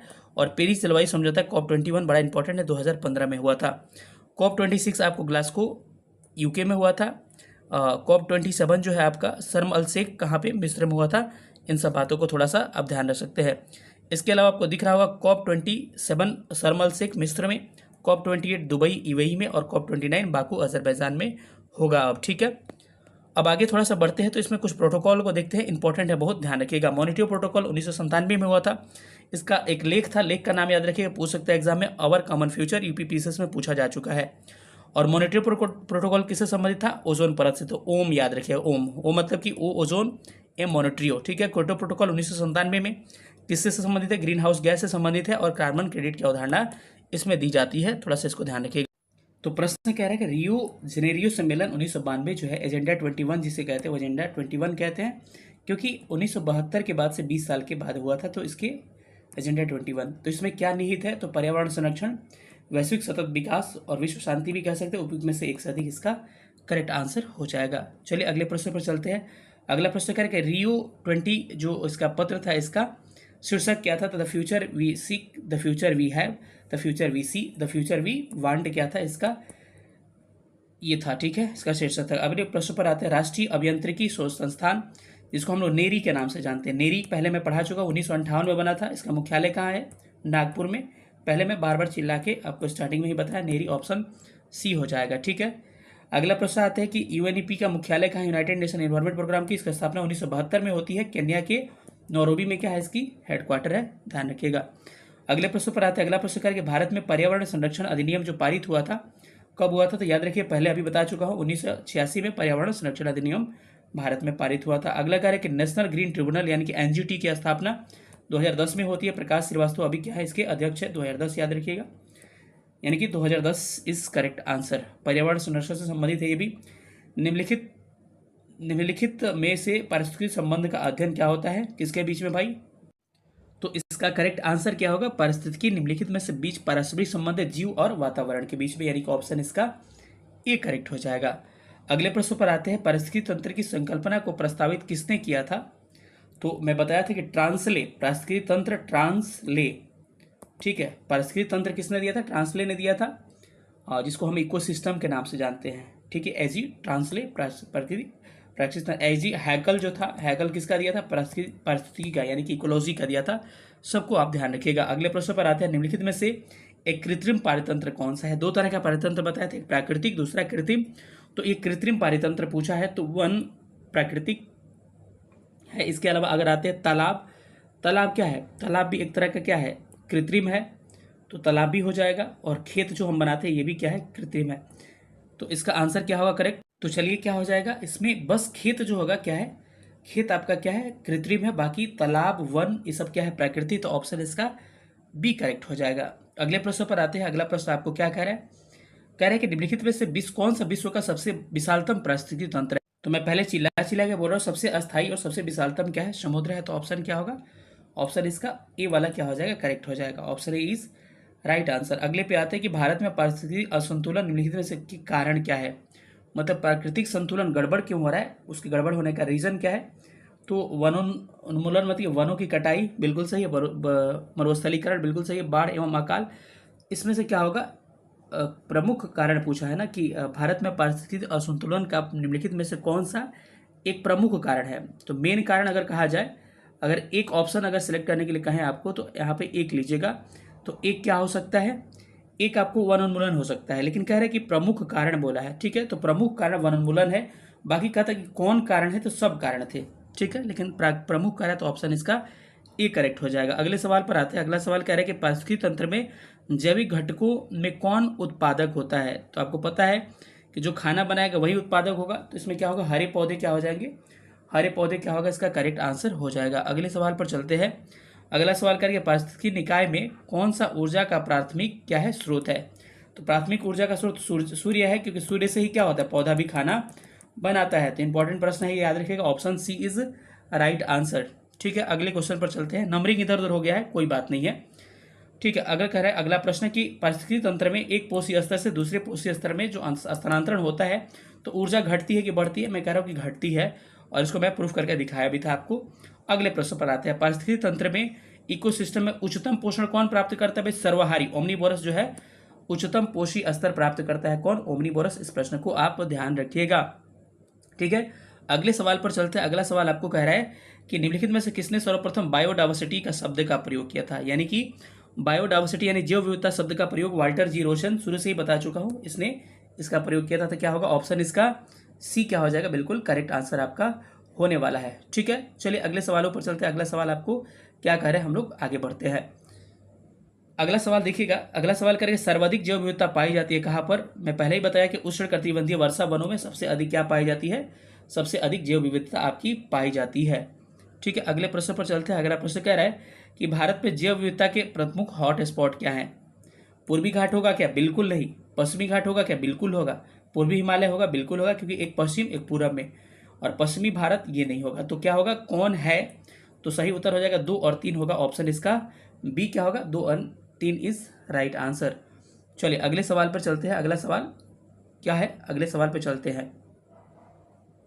अगला प्रश्न कह रहा है कि जैव विविधता के नाश होने का कारण क्या है। तो देखिए, नाश होने के सारे कारण हैं, लेकिन नाश होने का कहता कि प्रमुख कारण क्या है। तो प्रमुख कारण आपके क्या है, प्राकृतिक आवास का नष्ट हो जाना, लेकिन इसमें कहा जाए नाश होने का सभी कारण हो सकते हैं कि प्राकृतिक आवास का नष्ट होना, पर्यावरण प्रदूषण, यहाँ से लिख लीजिएगा, वनों का नाश होना। लेकिन प्रमुख कहता तो क्या होता, वनों का प्राकृतिक आवास का नष्ट होना। हर तरह के प्रश्न करा रहा हूँ ताकि आपको किसी भी तरह के एग्जाम में समस्याएं देखने को नहीं मिले। जैव विविधता के नाश होने का प्रमुख कारण क्या है भाई, उनके आवास का नष्ट होना। जैव विविधता के नाश का कारण क्या है, उपयुक्त में से सभी हो जाएगा, यानी कि सेम प्रश्न रिपीट हो गया। रेड बुक लिस्ट जो जारी करता है, red data book list IUCN के द्वारा जारी किया था, IUCN, इसका काम क्या है, विलुप्त प्राय संकट प्राय जंतुओं का क्या करना, लिस्ट जारी करना। तो ऑप्शन क्या हो जाएगा, ऑप्शन इसका क्या हो जाएगा, ऑप्शन इसका बी करेक्ट हो जाएगा। चलिए अगले सवाल पर चलते हैं। सवाल नंबर 100 पे आगे 16 प्रश्न और बच रहे हैं, सब लोग लास्ट तक एक ही बार में देखिएगा।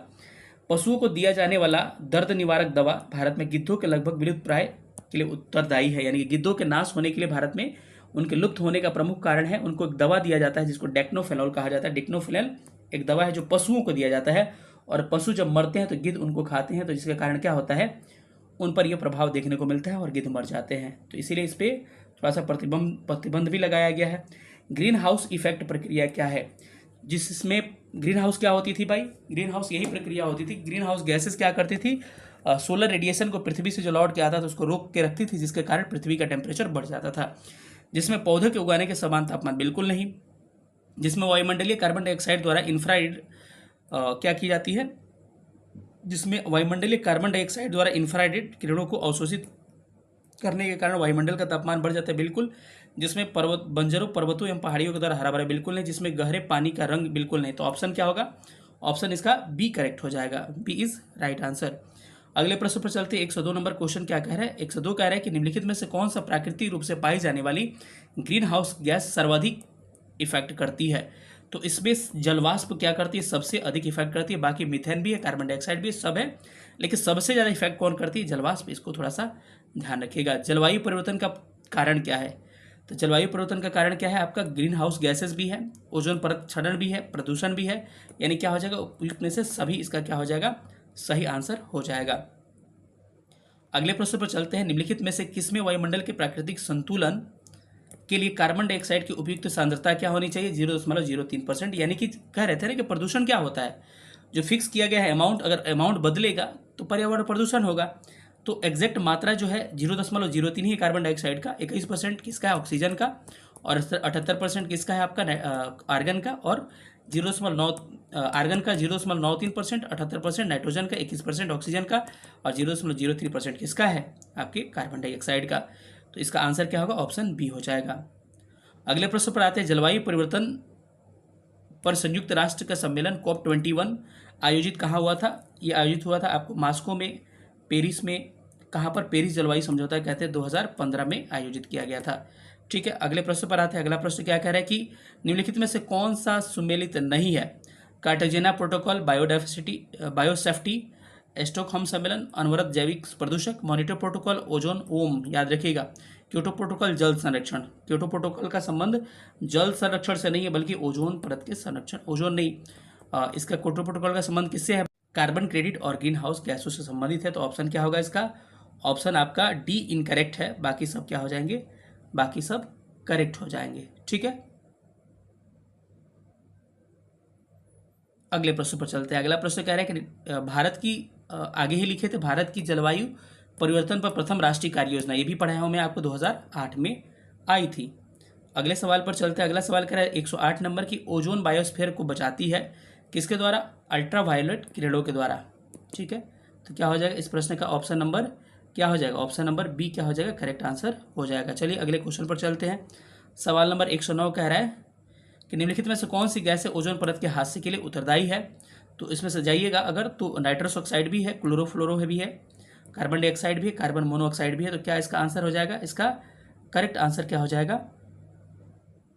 करेक्ट आंसर उपयुक्त में से एक से अधिक क्या होगा? सही आंसर हो जाएगा। ठीक है, 110 नंबर प्रश्न कि भारत में हाथी परियोजना की शुरुआत कब की गई थी? 1992 में की गई थी। ऑप्शन में है ही नहीं। टाइगर प्रोजेक्ट्स 1973 में, वही क्रोकोडाइल प्रोजेक्ट यानी मगरमच्छ परियोजना 1974 में। इसमें ऑप्शन में नहीं होने के कारण उपयुक्त में से कोई नहीं क्या हो जाएगा? करेक्ट आंसर होने वाला है। चलिए अगले प्रश्न पर आते हैं कि कह रहा है कि मोटर से निकलने वाली निम्न में से कौन सा एक मुख्य प्रदूषक है? मैं बार बार कह रहा है कि सबसे अधिक और सबसे विषैले प्रदूषक को कहते हैं कार्बन मोनोऑक्साइड। तो ऑप्शन क्या होगा? ऑप्शन बी करेक्ट आंसर हो जाएगा।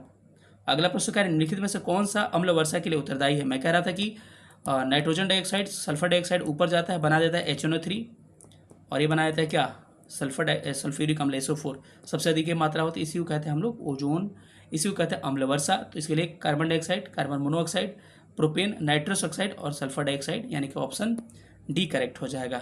चलिए अगले प्रश्न आते हैं। किसी जल क्षेत्र में BOD का अधिकतम संकेत देती है, इसका अर्थ क्या हुआ? इसका अर्थ हुआ कि BOD का अधिकतम संकेत का मतलब है जल क्या है? प्रदूषित है, यानी कि सीवेज से प्रदूषित है।